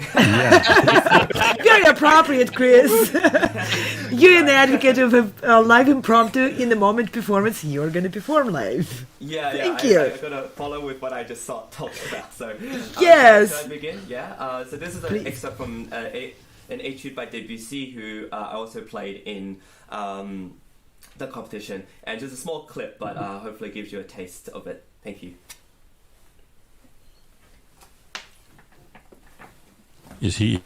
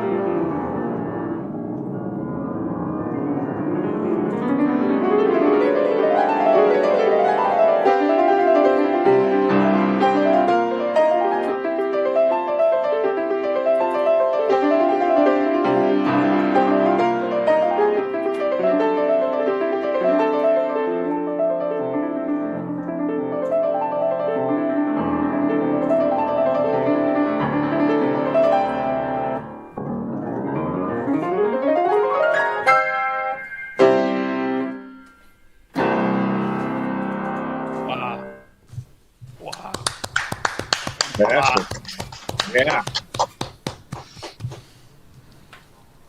Well, you've got a lot of personality into that, Chris. That was spectacular. Really well done. Yeah, it's wonderful, wonderful. Thank you, everyone.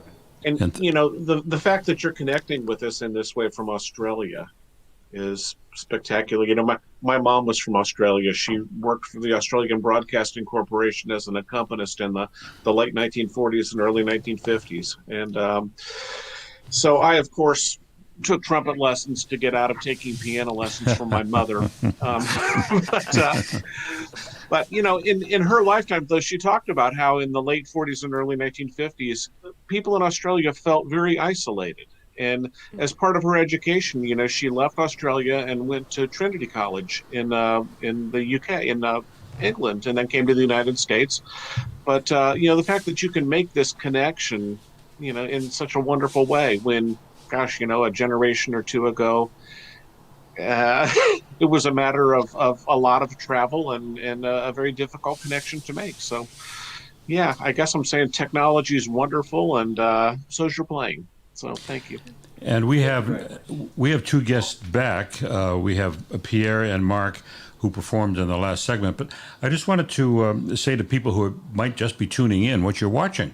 You're watching via a live internet TV broadcast a preview of the 2021 Sound Espressivo competition.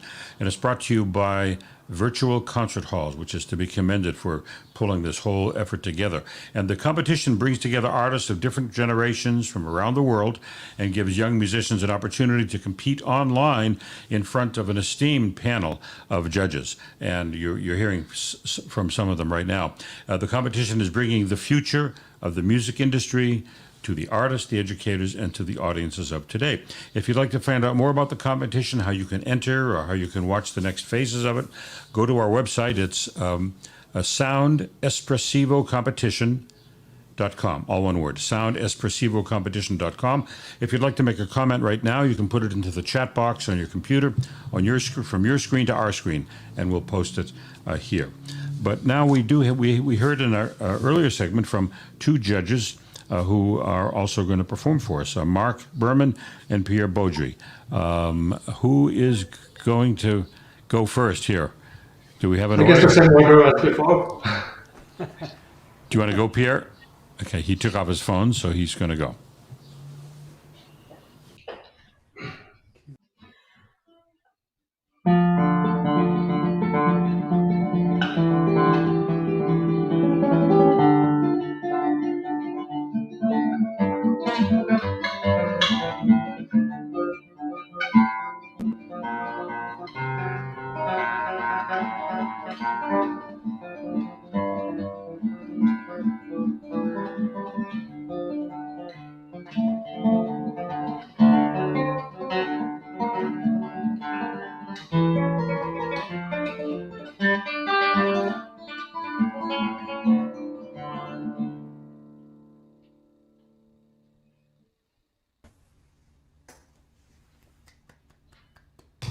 Mark, take it away.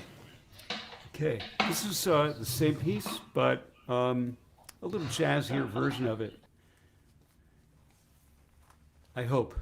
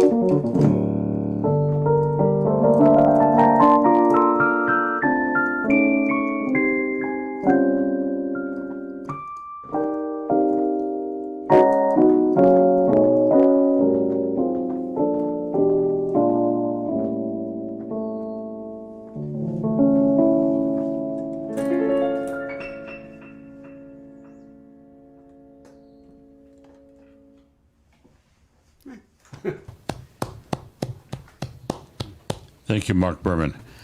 And thank you. This was such a wonderful transition. Yeah. Over how many years? 500? 400? Pretty much. 1650.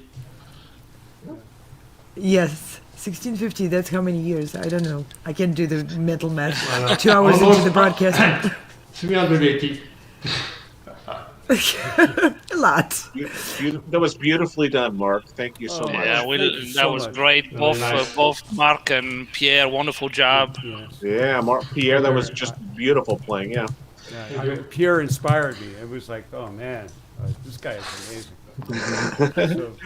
I'm always a little jealous when I see people with much more manual dexterity than I have. I have 3 good fingers on this hand, and you guys have 10. You know, it's always so impressive. So I just have to say, not every day. All right. And I love for contestants to be able to actually hear the judges play. When I was in the contestants age, I don't know, Chris, you're still in the contestants age, how you feel about it, coming up to the competition and then getting comments from sometimes people I may have not known. I had a nasty thought in the back of my mind, can you really do it better than me? Well, you know, I think in this day and age with internet, it's very easy for contestants to find information about the judges and vice versa.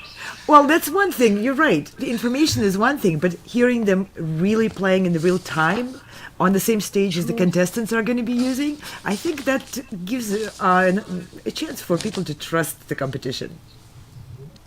Yeah. Well, Anna, I think we're ready to segue into the next segment, and we're going to do that with a little bit of a production here. And the next segment has to do with the artistic awards. And we've talked about the categories before, but I think this is an opportunity to expand a little bit on what those categories are. And before we start this next segment, we want to give you a little information about this competition. So roll it.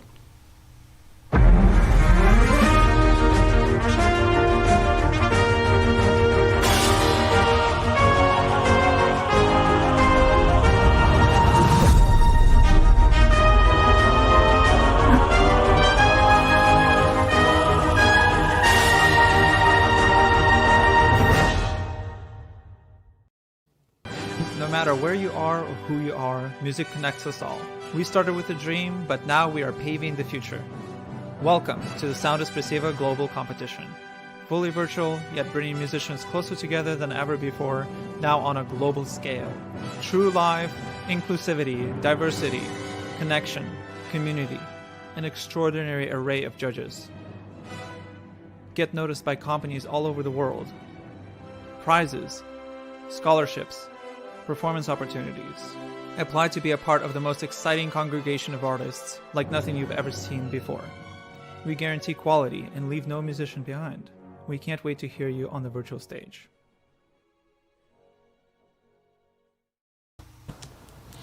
That's a beautiful clip. That really summarizes, Anna, just about everything that this competition, this very unique and wonderful competition, has to offer. And, you know, we really haven't talked much about you, Anna, and I know you don't like to, but I want to ask anyway. I don't like to. You are the kind of the moving force behind virtual concert halls. You are a wonderful pianist in your own right. Tell us a bit about why you created this competition, just a little bit about who you are. I can talk about who I am, Steve, but I didn't create the competition. It's just not true. This was an inspiration of many people together. Mm-hmm. And I think my main role, and I don't do it purposefully, it's my natural role. I love to listen to people. I love to hear their voices. And when people speak, it's just such a wealth of ideas they have. And so it was just a natural thing to transition from hearing people's ideas to saying, let's just do it. That's how it was created. That's right. Except it wasn't quite that easy. And I know you've been working around the clock on this. And just tell us just a bit, about your own background, just very quick. Because I know people are curious. Who is this person? Who's this talking head, right? Well, I'm a pianist, and I'm a classically trained pianist. I was born and raised in the Soviet Union in a family of dissidents. So the background was carrying forbidden literature around and spreading the methods of how to get online and hear the voice of America during the Soviet times, when it required very special technological knowledge to just hear people talk from the other side of the world. And I was what is called a child prodigy. I don't even carry this title anymore, and I don't think it's even true. But I concertized from early age, and I loved it. And I didn't break my back like it did for many other people. So I was very curious about what people around me were doing to support my career in my performances. I think it was a blast of the time I was having, and I was in one of the best schools with a lot of interesting people who had crazy ideas. So early on, I was in that pool of energy, and I think that fed me for the rest of my life as someone who loves to do something new and unusual and with people. Well, I can see the connection to, you mentioned technology and trying to get the word out about, did you say Voice of America? Did I hear you say that? Yes, you did hear right. Yeah, so there was technology in doing that, and you've also mastered the technology in the virtual world, so my hat is off to you. Now, in this next segment, as we said, we're going to talk about the categories. This is what makes the competition unusual in one aspect of the various categories that you're giving awards in. It isn't just all about flashy technique. It has a lot to do with other aspects of music. So could you talk a little bit about the artistic awards are? The artistic awards are designed to encourage musicians to look more inside and see which one of the artistic directions allow them to speak their own voice. As professional musicians, and myself included, and I hear it from a lot of my colleagues, like I said, I just listen to people. People say, well, if I'm required to play this A, B, C, D, Z, E, I will. But if I'm given an opportunity to make my own program, I'm going to choose this and that. And young musicians are also artists. They're not some diminished people. They are fully artistic people, and they have fully developed emotional life. So I hear it from educators and performers that there are clear directions, even in very young musicians' development stages. Some want to play grand music and virtuosic music, and they're happy to work their buns off on those passages, while others prefer quite something different. So we created those categories and the artistic awards to highlight that you don't have to be monolith across all the styles. You can thrive in your own voice. Find your voice. Now, we had a slide earlier which lists all 9 categories. Is that floating around anywhere? Can we put that slide up so people can see the actual categories we're talking about? Igor, you're still with us? That's there we go. That was there. We go. There it is. Yeah, very good. Now, the print is a little small, but we can see the headings for each of the categories. Program, Anna, that's for someone who puts together the best logical or innovative program. It's for the people can interpret these artistic categories the way they feel is right for them, of course. But there are descriptions, and obviously, program is where someone brings their own story, their own understanding of a development. What is a story? It's going from event A to event Z through certain events. So someone who interprets that in a musical sense and puts together a program which illustrates the story which they want to bring, that's the program. And obviously virtuosity is a category and artistic awards which highlights the grandeur of being a virtuoso. Virtuoso comes from the word virtue, which is spirit. And so it's not just all about playing fast and loud. It's about captivating people with the scope of human ability. And further down, you can go in the line and read the descriptions and hope you find inspiration through those descriptions. Right. We had one, I think the 9-year-old earlier in the program, who won in the miniature category. So this is for artists who want to play shorter pieces as their program. Exactly. And there's no time limit, and there's no requirement to play, let's say, a miniature from 17th century and then a miniature from 19th century. You can choose your own. Now, innovative can mean many things. What does it mean in the case of the competition? Yeah, in the context of this competition, innovative is an outlet for people who don't quite fit in other boxes. Maybe someone is an improviser who is going to do what Mark Berman just did.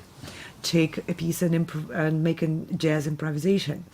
Or maybe it'll be a fitting category for someone who composes his own cadenza for a Mozart concerto. Or someone who may dig deep and interpret the ornamentation of a Baroque piece in a new way, or use different instruments. Musicians whose imagination doesn't quite fit in a conventional academic field and understanding of how the pieces should be performed are welcome here. So there are these 9 categories. The next one is virtuosity. I think that might speak for itself. Lyrical, I suppose, is an award given to an artist who is able to turn the instrument into a singing instrument, which is what you're supposed to do. Yeah. Now, singing and intimate communication, yep. Tell us about ambassador. What exactly is that? Well, for the ambassador, maybe we need to ask Chris, who actually won that category. And he's now a judge of this competition. Let's bring Chris on screen and see if he can comment on how he prepared and what it means to you, the category in which you were. I think it's funny because I think when I first applied for the competition, I didn't understand the artistic award, so I applied, I think, for everything. And then eventually Dr. Anna and I talked about it, and I think we chose a more specific one, which is ambassador. And I think it's particularly important today because, and I'm doing this even in the concerts I'm doing live, is we have to find a way to make this art form accessible. You know, we're so people of this, society now are so addicted to their visual and to quick changes and to 15-second videos. And I think what's difficult is for someone to sit for 2-3 minutes, let alone 30 minutes for a sonata, and really know how to listen and make this music affect them and impact them. And so the reason I chose ambassador, and I think it really reflects how I view this, my vocation or mission in this, is I think we need to make this art form translate to people's lives so that when they listen to the music, it really affects them and it makes them think about their emotions and it gives them some sort of peace. And I think that's the ambassador kind of wrapped up in what I feel is. And I think you, Chris, are an embodiment of the idea of a music ambassador. Okay, if I could just probe you a little bit on that, Chris. Sure. How do you actually do that? Now, you mentioned short attention spans, and everybody always says that classical music is dead. It never is. They've been saying that for 500 years, and here it is. But with digital technology and with TikTok and with 10-second clips and how do you combat that? Because you said, and these phones, which everybody is addicted to, and the attention spans are gone.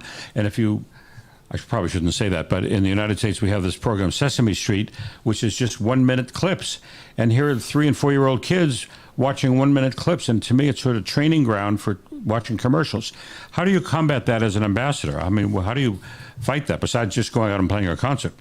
So I think to combat this, there's a lot that's happening already in the society. So we have longer form podcasts, which are very popular these days, where people are listening to long form conversations with, 2 people or 3 people. And I think this is becoming a theme where we want depth.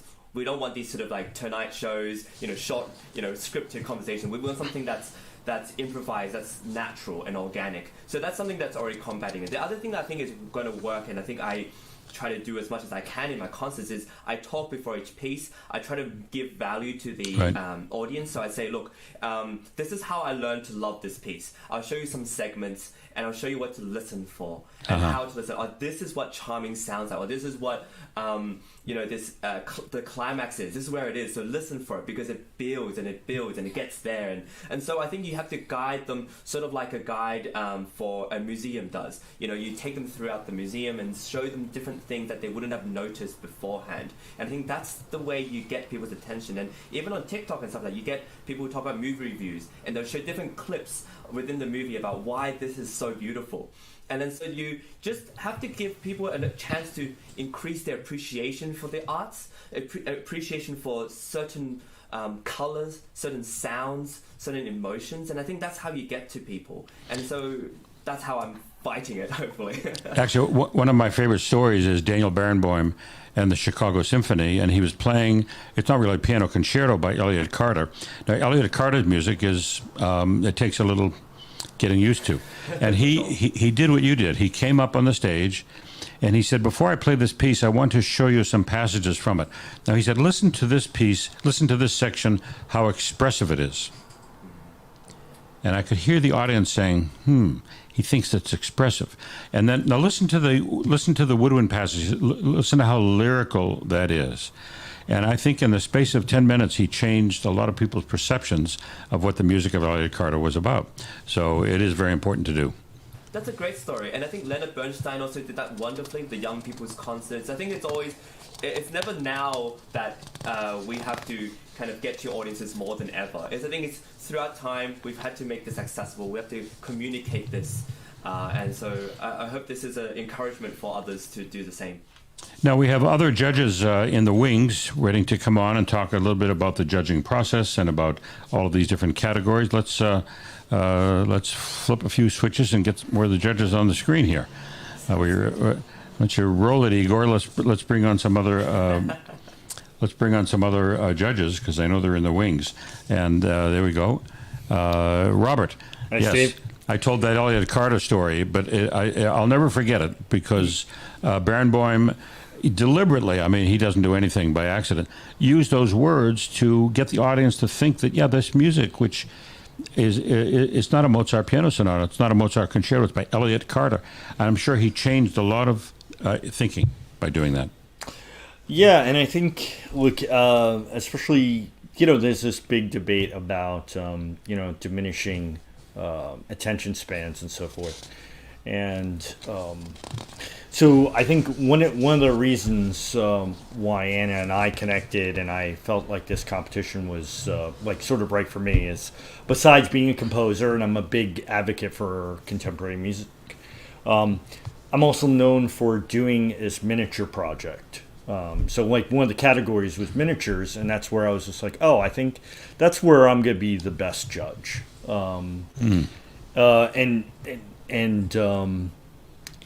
Alise. Hi. We bring Alise because you're speaking of the miniature and you're judging. She is the one that won my 15 Minutes of Fame award. I put together a project which is 15 one-minute works by different contemporary composers that are written specifically for a musician. So this competition was fantastic for me. So I'm a judge, and I was reviewing all the different pieces, but I'm also like kind of I know that I have my special award that I'm going to award to, and it was a great experience for me to see, all the musicians be able to program and audition and present themselves, and would that fit for my award, right? Everyone's competing for this sort of thing and so forth.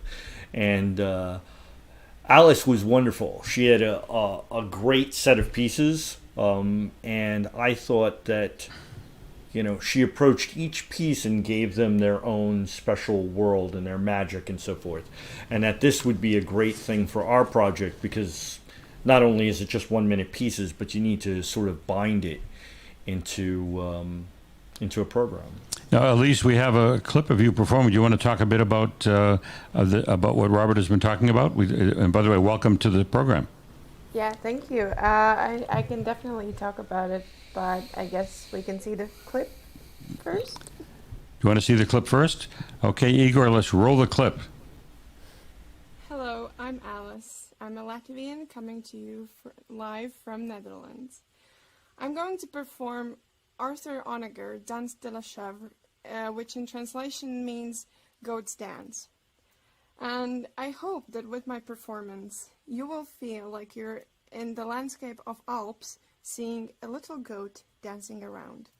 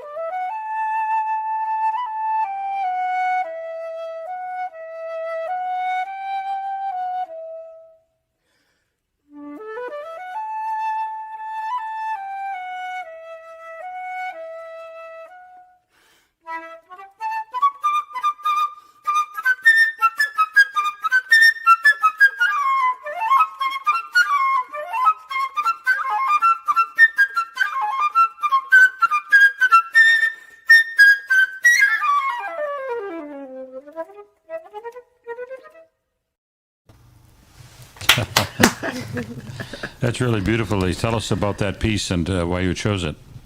Yeah, so first of all, it brought back memories of the competition. I had forgotten about that already a bit. But yeah, I chose the piece because, as I said, I wanted the audience to experience some kind of nature. I wanted them to feel like they are experiencing actually the piece. And I like the pieces that tell a story, that are not just, notes that were written 500 years ago. So that's why I chose Downiger's piece, which also had a lovely name, Dance of the Goat, and I thought that I can really express it. And I was very honored when Robert chose me for the 15 Minutes of Fame prize, because it sounded so interesting to work on different pieces from new composers and something that has never been heard, and to give my own interpretation for it. It just sounded amazing. And when I got it, it was truly great. And I have already started looking at some of the pieces. I have started judging them. Don't give out too much. Yeah. Of course. In the next segment, we will talk in great detail about what that kind of prize entails to you. Okay. And I know it's more work, but that also highlights another part of this competition. Alise was not the laureate. You were a winner of the competition, and in the majority of the competitions, it's basically one winner gets all, because it's all decided by the same panel of judges here. Panel of judges chooses winners of one set of the awards, and the managers and providers of the prizes make their own decisions. And I just want to bring us back to the artistic awards. You, Alise, applied for, and you chose yourself, I think, the miniature. Why miniature? Because I believe that even with the smallest amount of piece, like a 1 minute, even 30 seconds, you can express so much that sometimes in a sonata consisting of 30 minutes you cannot. And that's why I thought that miniature was perfect for me, and I love to show with the least amount of effort the biggest influence, I think. Wow, that's speaking new generation. We all need to listen. That's the solution to shortest attention span we were talking about. Let's bring more judges on stage and hear from, let's hear from David and from Robert and from Avguste about the artistic awards, how you handled that in the past in December, and how you're planning on approaching that in the next round of the competition. Yes, David, please. Well, we've spoken about the diminished attention span, and I think we all look at that as a bad thing. But if we take a look at it as simply something that's occurring within the human race, and stop assigning a value judgment to it, and just take a look at it and see, this must be happening for a reason, and it can't be because, all of a sudden everybody in the world is lazy and not too bright. I don't think that's really true. Okay? I think it's happening. I think it's part of the human race is evolving a bit. It's changing, and things happen at a much faster clip than they once did, and we've gotten accustomed to that. So, I don't think everybody is like that, but I think it's a definite trend. And looking at it realistically, let's just, the miniatures category is a great way of acknowledging that and looking at that. Yeah, and I also agree. I don't think that I always fight against the attention deficit sort of thing, because I see it the other way, as it's kind of like maximizing our bandwidth. Like, we live in a world of plenty, of sort of a maximalism. So I don't see it as sort of like, oh, well, we need these short pieces because we can't focus. I think of it more of like, we see so much stuff, we interpret so quickly, and so like multitasking here, there, and so forth. And like with a little bit of stuff, we get a lot. And I feel like Alice kind of made that point exactly. She really nailed it. Right, Absolutely, exactly. Exactly. Well, our host, our esteemed host, is from Russia. And if you examine Russian literature, it's extremely detailed. It's very long. And the reason for that is it's 40 degrees below zero outside. And the winter is really long. Curling up with a good book is really not such a bad idea, And the world's a different place, though. So, like you said, maximizing bandwidth. Yeah, sure, that's fine. There's room for a lot of different ways of experiencing the world, and that's one of them. So absolutely. Yeah, I think I think both Robert and David are hitting it right on the spot. All those various artistic awards categories that we use. I know for those that are so used to the old ways, to the old, to the live competitions, it can surprise a few. But I think the awards we have, the category we have, allowed to show even more of the music, of giving opportunities that contestants would not normally get. You don't see miniature category in a von Kleiben, for example, or Tchaikovsky. You may even be discouraged from playing a miniature in those competitions because you would feel like very true. Like you wouldn't fit. And same goes for the ambassador category. In a sense that having those categories, those artistic awards, first gives the participants the opportunity to create their own programming, like we spoke before.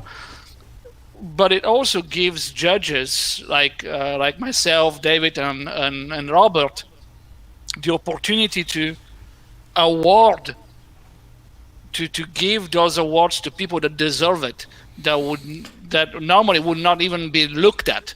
Exactly. Because of the limit on awards, the various politics involved in competitions. The interpretation, right? Absolutely. Even the instrument. Again, the normal competitions, and again, I know I sound like a broken record, but normal competitions are so old school about that part and competitions like Sound Espressivo allowed to bring that extra thing. That normally we wouldn't get. And that's exactly one of the things I liked about the categories being, I don't want to say ambiguous, but it allowed room for freedom of expression. Absolutely. I recall some of the ambassador candidates last year.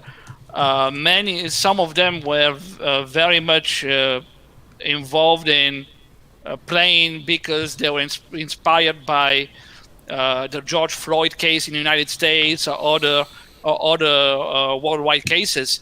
and you wouldn't see it in a normal competition. The same goes for the miniature.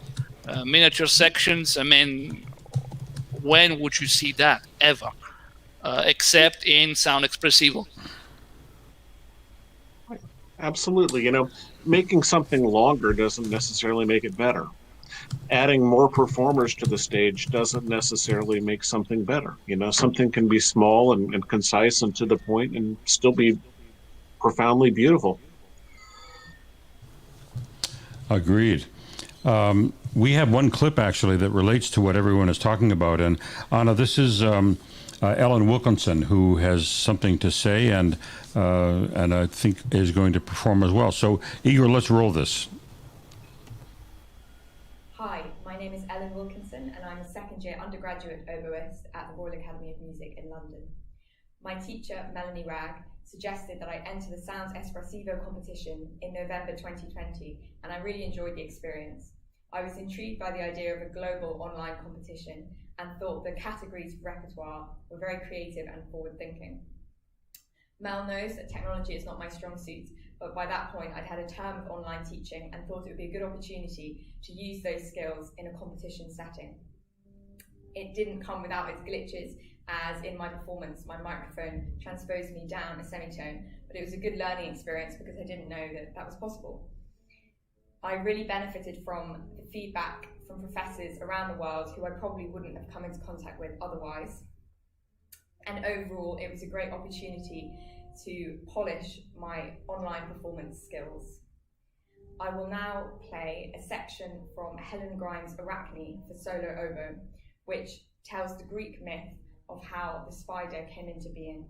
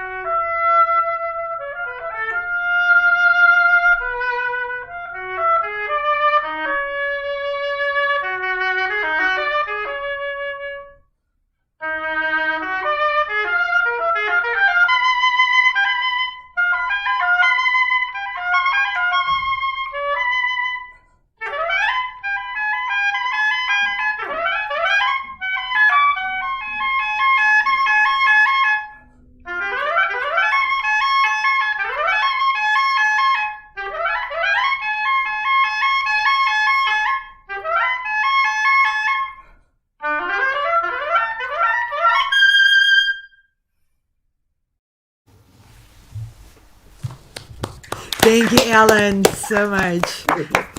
Thank you for beautiful playing and for sending the clip. It was too late in the day for Ellen to be able to perform live, so we're grateful for your wonderful message. I hope you're watching. And we appreciate all the comments we've gotten in this segment. Unless anyone has a closing comment about the artistic awards, anyone want to have a last word before we go on to the last segment? Go for it.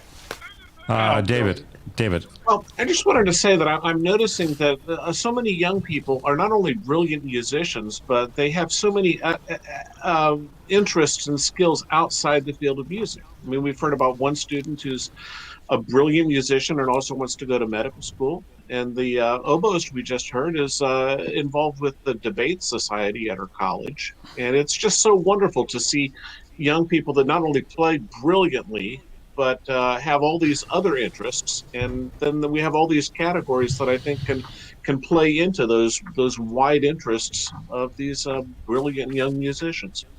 Yes, and we should, in just previewing the next and last section, this has to do with prizes, because Anna has put together partners who have given different prizes in different categories, and we're going to be hearing from some of them and ask them why they're involved in Sound Espressivo, what the prizes are, and etc. But I want to thank all of you for participating in this segment. Alise from Latvia, thank you very much, and Robert and August and all of you for coming. It's been a wonderful opportunity for me to speak with you and get to know you.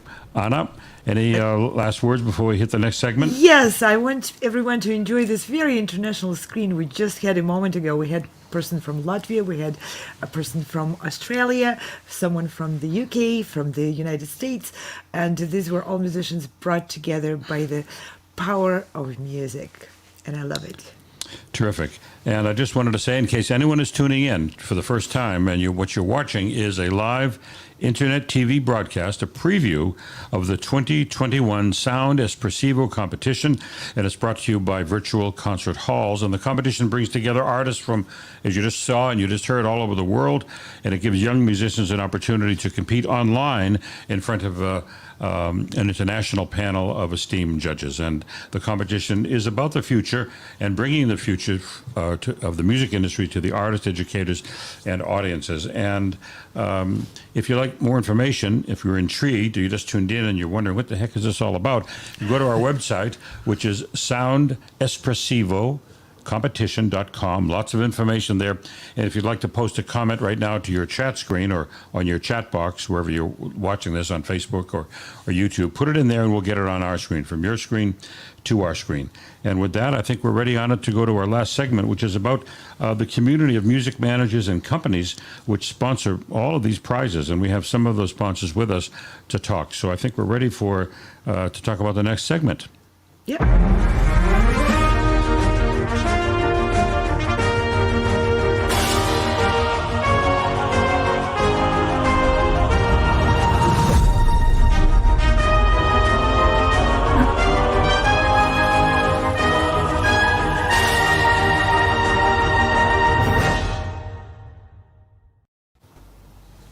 Anna, do you want to introduce our guests? Yes, welcome, Irma de Jong, and this is a director of the iClassical Academy who's sponsoring a number of prizes for the competition. And I'd like to also welcome Alla Lowery, who is a composer, and she is sponsoring a prize of her own to the Sound Espressivo 2021 lucky winner. And I also would like to point out that what you just heard, the music and the intro, is composed by Alla Lowery. So welcome, and it's a great pleasure to have you with us. I want to ask Irma if you can please introduce the very special prize which iClassical Academy is awarding to all contestants who go through the hurdles of signing up to the competition. And that's a recognition award. If you can say a few words about it. Sure. Thank you very much, Anna. So we decided to give a recognition prize to everybody, every participant of the Sound Espressivo online competition, because we think that's pretty helpful for them in the beginning, before they even get into the competition. And that's why we decided to give a 2-month free access to our platform, and they can take advantage of all the content.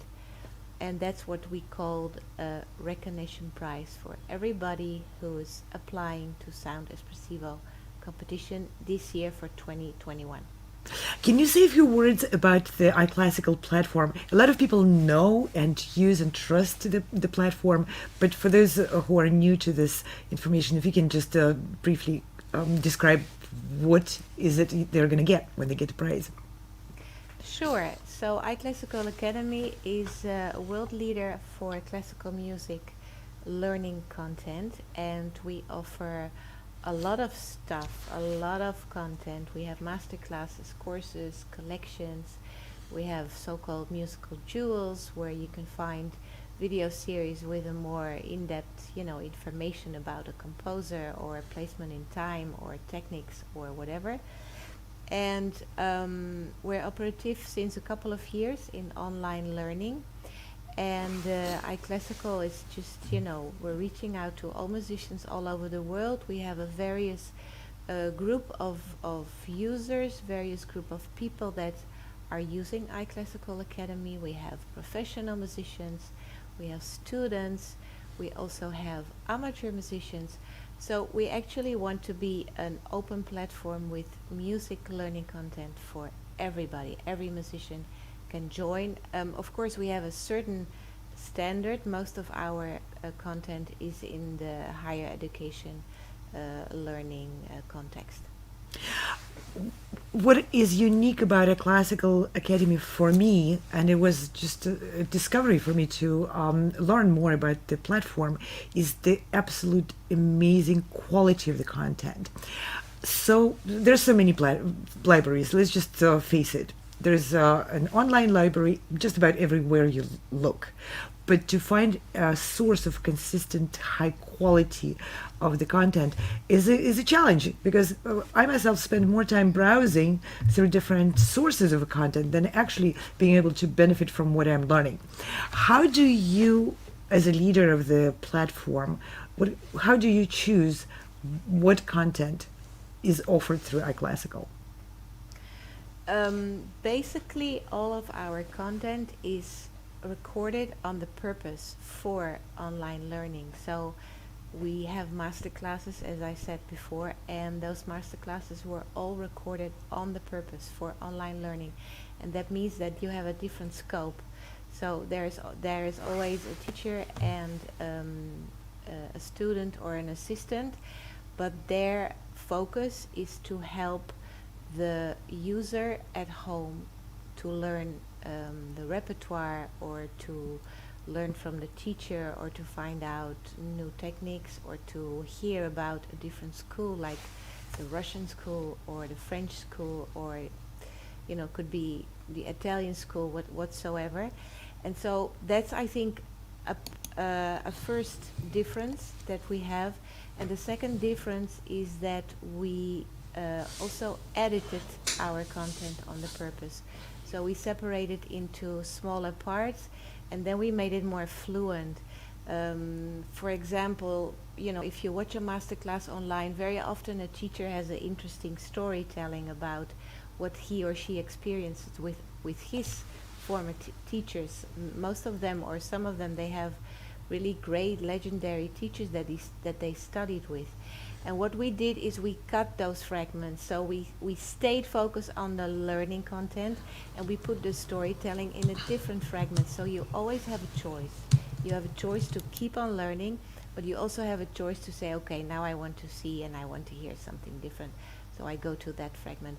And that's, I think, one of the things that distinguish us from other videos, master classes, content, courses, whatever you can find. It's very much recorded on the purpose for iClassical and for the use of high quality online classical music learning. That's wonderful. Yep. That gives a really good address for people who are looking for really high quality learning material and trusted source. And thank you very much for participating in the competition, because you're one of many partners that are part of the competition. Anna, as I'm looking through some of the material, you have partners all over the world. You have the Music Institute of Chicago, the James Madison High School, the Moscow State Conservatory, Alexei Lundin, the Hong Kong Academy. This is just scratching the surface of all of the wonderful partners that you've put together for this, including the people like Irma who've given prizes. So it's quite an international event, to say the least. Yes, absolutely. And like I said, this competition is a tremendous communal effort of people from all over the world offering their best. And to me, it's just astounding how much desire there is to give to young musicians, to give them what they really need for their progress. Are there other prizes that we should be talking about besides yes, the one that Irma? We have Alla Lowery, and I would like to ask Alla to describe your prize. I came up with this idea. Anna asked me, could I do something about making a prize for contestants?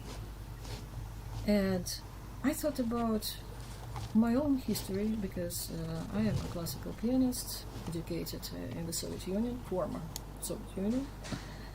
And in 1995, I started working with the symphony orchestra as a full-time pianist, and I played celesta and synthesizers and harpsichord, all of it. And you know, I came there not being a newbie, and I was totally blown away by the majesty of the symphony orchestra. Because you can come up with some simple melodic idea, and then the orchestra makes something magnificent out of it, with its instruments and timbres. And nowadays, what's going on in musical industry, especially related to film, documentaries and stuff, is just upsetting, because all the folks who have a computer and a number of buttons and a number of samples do something, and they promote not knowing musical theory, promote it's easy, I can do it without knowing that all. Guys, you can do it either. And the things that sound, after all, are terrible. I think so. And we classical musicians usually feel a little bit shy, and maybe sometimes too humble about making our own music. So I started with MIDI music. I now own a symphony orchestra in my computer, approximately in 2010.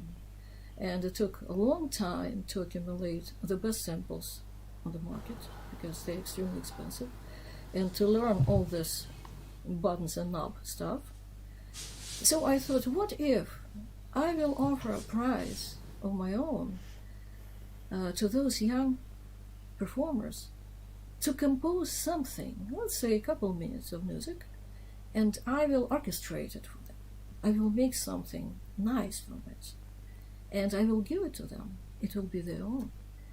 And then maybe they will consider composing music, because I'm sure that with practicing a serious classical instrument, with learning about phrasing, articulations, harmonies, progressions, all of it, they will definitely make something very decent. A lot more decent than all those folks who don't think it's worth it to study musical theory, to listen to symphonic orchestras. And maybe I can tell even one more thing, which is probably important nowadays too, that there is still a niche for orchestral original music. It seems that it's very difficult to get in this business, but if you read about statistics, it's not as common to be good at creating classical orchestral, classical-like, let's say, orchestral music in your computer. Right. And we cannot deny the fact that technology all over us.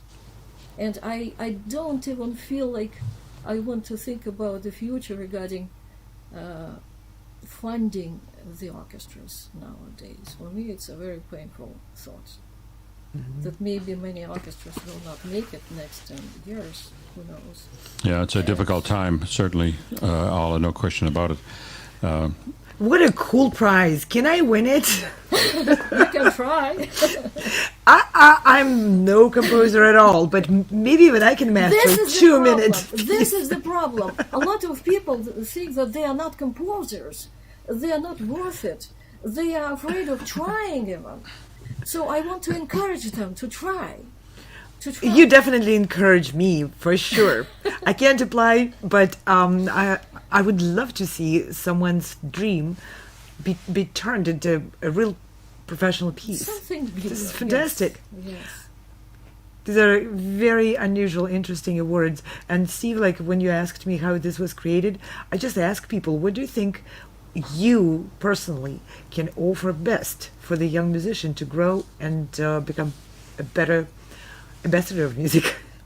And I think we have a clip of Alise, another clip of Alise. She's playing from a March concert.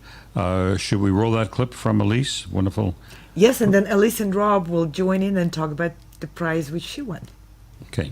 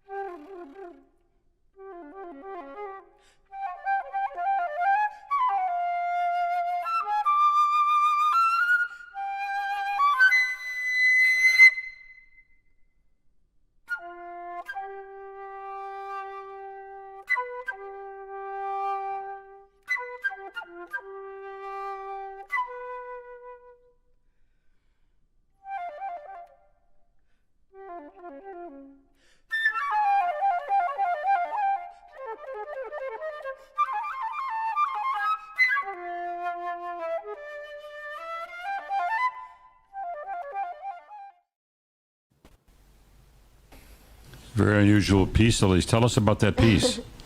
Oh, that piece is by a Latvian composer, Petris Vasks. It's called Landscape of Birds. And it is, well, basically a landscape of birds. It mimics the sound of birds, different flutters and different kind of also etheric, distant noises. So the whole piece is very wonderful, and this was just the beginning of it. Yeah, Robert, there is a lot of wonderful solo flute music out there, isn't there, that uses techniques that even go beyond that? Lots and lots and lots and lots and lots and lots. More than, yeah. A huge world that people should be listening to. Both contemporary and old, for that matter. Right. And I think we discussed earlier in the program the possibility that an artist can put together a whole program of new music and have it fit into one of the categories. So, for example, it could be a whole recital of solo flute music or whatever anybody wants to come up with. Absolutely. And so that's that's a great segue to the prize, right? Yeah. So the prize that we awarded to Alise was to participate in one of Vox Novus's programs, which is 15 Minutes of Fame. And what we do there is we put out a call for music for composers to write 1 minute of music. In this case, it was for flute solo, and write it for specifically the musician, for Alise. And so she won, and we already put out the call, and we received 82 pieces for her to kind of sift through and listen to and play and just see which 15 sort of that she likes and fits in for a small contemporary program. Well, congratulations on winning that, Alise. It must have been really something to have to go through. I'm sure they were all wonderful pieces, but you had to choose. Well, I am unfortunately, or for the better, I'm still in the process of choosing, because it is truly a hard process, and I am right now also in the middle of my exams, as I am in the bachelor program right now in the Royal Conservatory of The Hague in Netherlands. So yeah, it is interesting to receive 80 different pieces, and it is so interesting to see that each of them has a different idea of what a solo piece for a flute can be. Some of them think in contemporary different styles, like different expressions, different techniques, different contemporary techniques, or simple melodies, or taking the time with simple melody but then expressing the dynamics. So it's such a different, like everything is so different that it is truly hard to choose, but I will have to if I want to make the concert. So Did anyone use the technique of performing through the flute but also talking into the flute? Have you ever heard? There are pieces where I have to sing, or where I have to kind of make a rhythm with my something extra, and those are definitely one of the hardest and most interesting ones to look at and try to work on. So everyone has their kind of musical flying, going through their mind. Have any of them demanded circular breathing? Have you done any circular breathing on the flute? I haven't yet, but and fortunately for me, no one has requested it. But they do sometimes write like notes without too much of a place to breathe. So maybe I will need to learn that, but then it will be a part of the process of creating the music that they have written. Right. Anna, we have two clips left in this last segment and in the last segment of the program. Should we go to those now? Do you want to talk about those? You know what? I would love to just say one other thing about the festival. And it's just the thing that I loved about this competition too, and it's it's true that like it came during the pandemic and like a lot of people saw it as something new and so forth. But I think as for the contemporary musician, it's it's difficult. It's a difficult world to be in and so forth, and they need a lot of different skills to sort of have in their quiver, that they need to shoot out when they're trying to perform or to get a career going. And that's where, I saw that both this prize kind of complemented the competition, because, a musician, they have to learn and they have to practice and they have to get their skills down and their virtuosity and learn everything about their instrument. But nobody tells them that oh yeah, and you need to learn how to do a video audition and, or just to audition. Well, I mean, they know how to audition, but all the technical abilities that this digital age is now applying. And that's where this prize comes in too. Alise is doing a great job, but there's also that too, they're going to go out there and how do you find composers, and how do you evaluate pieces, and how do you look at what's good for a concert program or not. And so anyway, that was one of the great advantages that I saw as offering a prize to the musicians that were participating in Espressivo. Right. Well, that's a wonderful prize that you've added. And Alise is going to. I just have one more question for Rob. Is Alise going to have an opportunity to work together with the composers of the 15 pieces which she chooses? Sure, a little bit. Yeah, that's going to be part of the program. There's once the pieces are there's always a Q&A. There's always some questions that you ask the composers, oh, do you mean to do this or do you mean to do that? And then she will get to meet all the composers online in a virtual concert performance.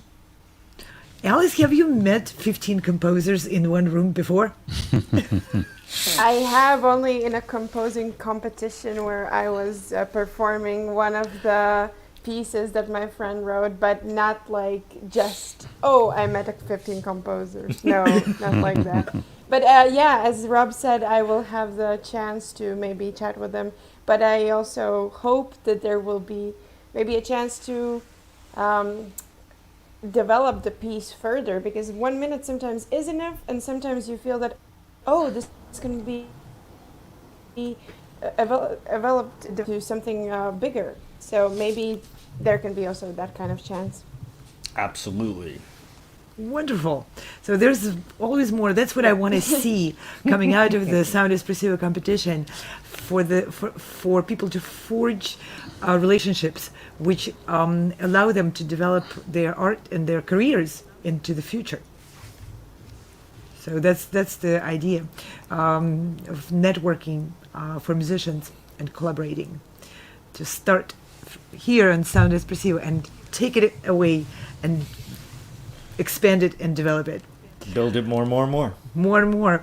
I want to bring Chris, who was in the previous segment with us, but didn't get a chance to say goodbye to the audiences. I guess, Steve, we're going to be wrapping up the program. We're at the very end of it, and we have 2 more clips we need to show. Chris, thank you very much for all your time and for joining us from Australia. Oh no, thank you so much for having me. This is such a joy, and I hope this Sound Espressivo competition keeps going. And thank you, Dr. Anna, and everybody behind the scenes for all their hard work. I don't even want to know what time it is there, but... Yeah, it's ungodly hours. So we're going to be saying goodbye from this panel, and Steve and I, we will be finishing the program. And Thank you, Alla. Thank you. Thank you. Thank you, Alice. Thank you. And Anna, we have 2 more clips to play. Is that it? Yes. Well, do you want to introduce them, or should we just roll it? Let's roll it.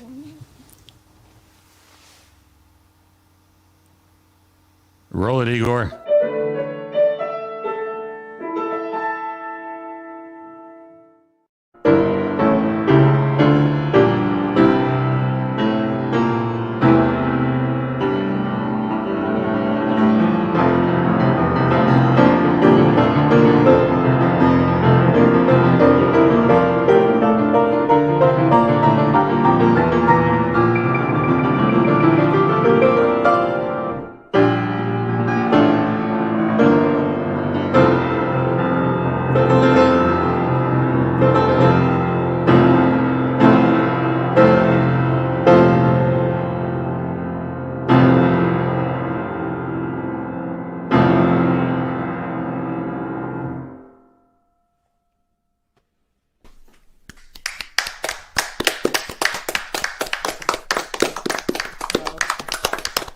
Bravo, bravo, bravo. Wow. What a treat to hear this piece. Wow. And now to the judges. Well, well, let me take my breath first. Uki, nice to meet you. Thank you for playing this. It's rarely played to begin with, and you played it very well. I tell you, I have a hard time. As much as I'm a critical person, I have a hard time finding something negative to tell you. Very difficult to find something negative. No, you played wonderfully. Just congratulations to you and to your teacher, obviously, because that's a phenomenal job. Bravo.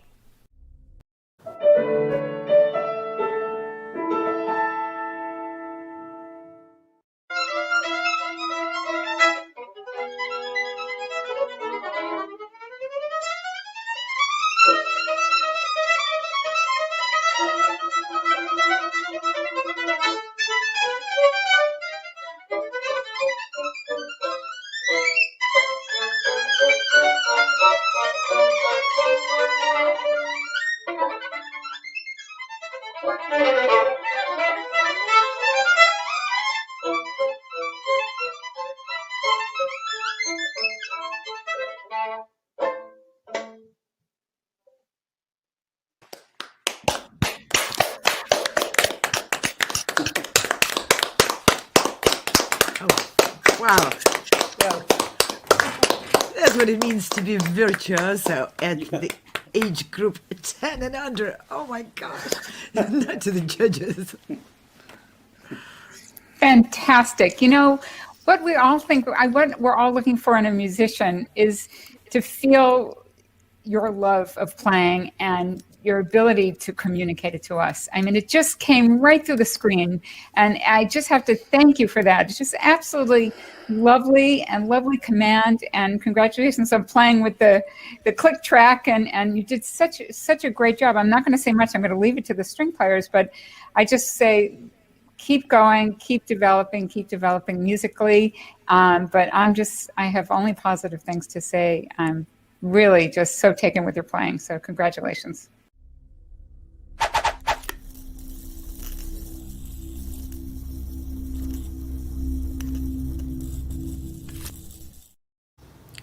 These were two clips which illustrated highlights of the moment of the judges coming on and really speaking in the moment of the emotional response to the performers. Right, that was very enlightening. Yeah, and I want to point out this competition was created by musicians and for musicians, so we're flexible. I don't know if you noticed the last girl, the violinist, her microphone didn't sound too good. So the competition committee, as she was performing, were exchanging the messages and saying, do we have money in the budget of the competition to award this girl a microphone? And there was money. So we sent her a microphone so she could perform in the next round of the competition with a better setting. Right. I'm sure. Greatly appreciated. Well, Anna, we've about come to the end, haven't we, of a wonderful 3-hour presentation, which has been a preview of the 2021 Sound Espressivo competition. I'm Steve Robinson, and that's Anna Ouspenskaya, the creator of the competition, although she won't admit it. I won't admit it. No, I won't take the blame. We have a wonderful crew behind the scenes that have been doing all the switching, and we'll get to mention their name on the credits. Yes, the credits are coming at the end. Okay. We will roll through the trailer of the competition one more time for those who are just tuning in and trying to find out, as Steve said, what the heck is all of this about. And then you'll see the names of wonderful crew which made this all possible. Right. And we have some cards, I think, with announcements of the Laureate concert, so we're going to roll those? We're over time, so we'll have to save it for the next. Okay, so we're about at the end, and I hope anyone listening will send us their comments. You can find out more about the competition if you just tuned in and are, as I say, are wondering what the heck it's all about. Go to soundespressivocompetition.com. That's all one word, of course, soundespressivocompetition.com. And there you'll find a lot of in-depth information about the competition and the partners and the prizes and the dates and everything else. Anything you'd like to add, Anna, before we wrap it up? Yes, I want to thank you, Steve, very much for stepping in and leading this program, this 3-hour marathon. And thank you for your energy and for your brilliant leadership and jokes. Well, thank you love very it. much. Well, it was a pleasure and an honor to help out. Thanks a lot. And with that, we're going to say goodbye.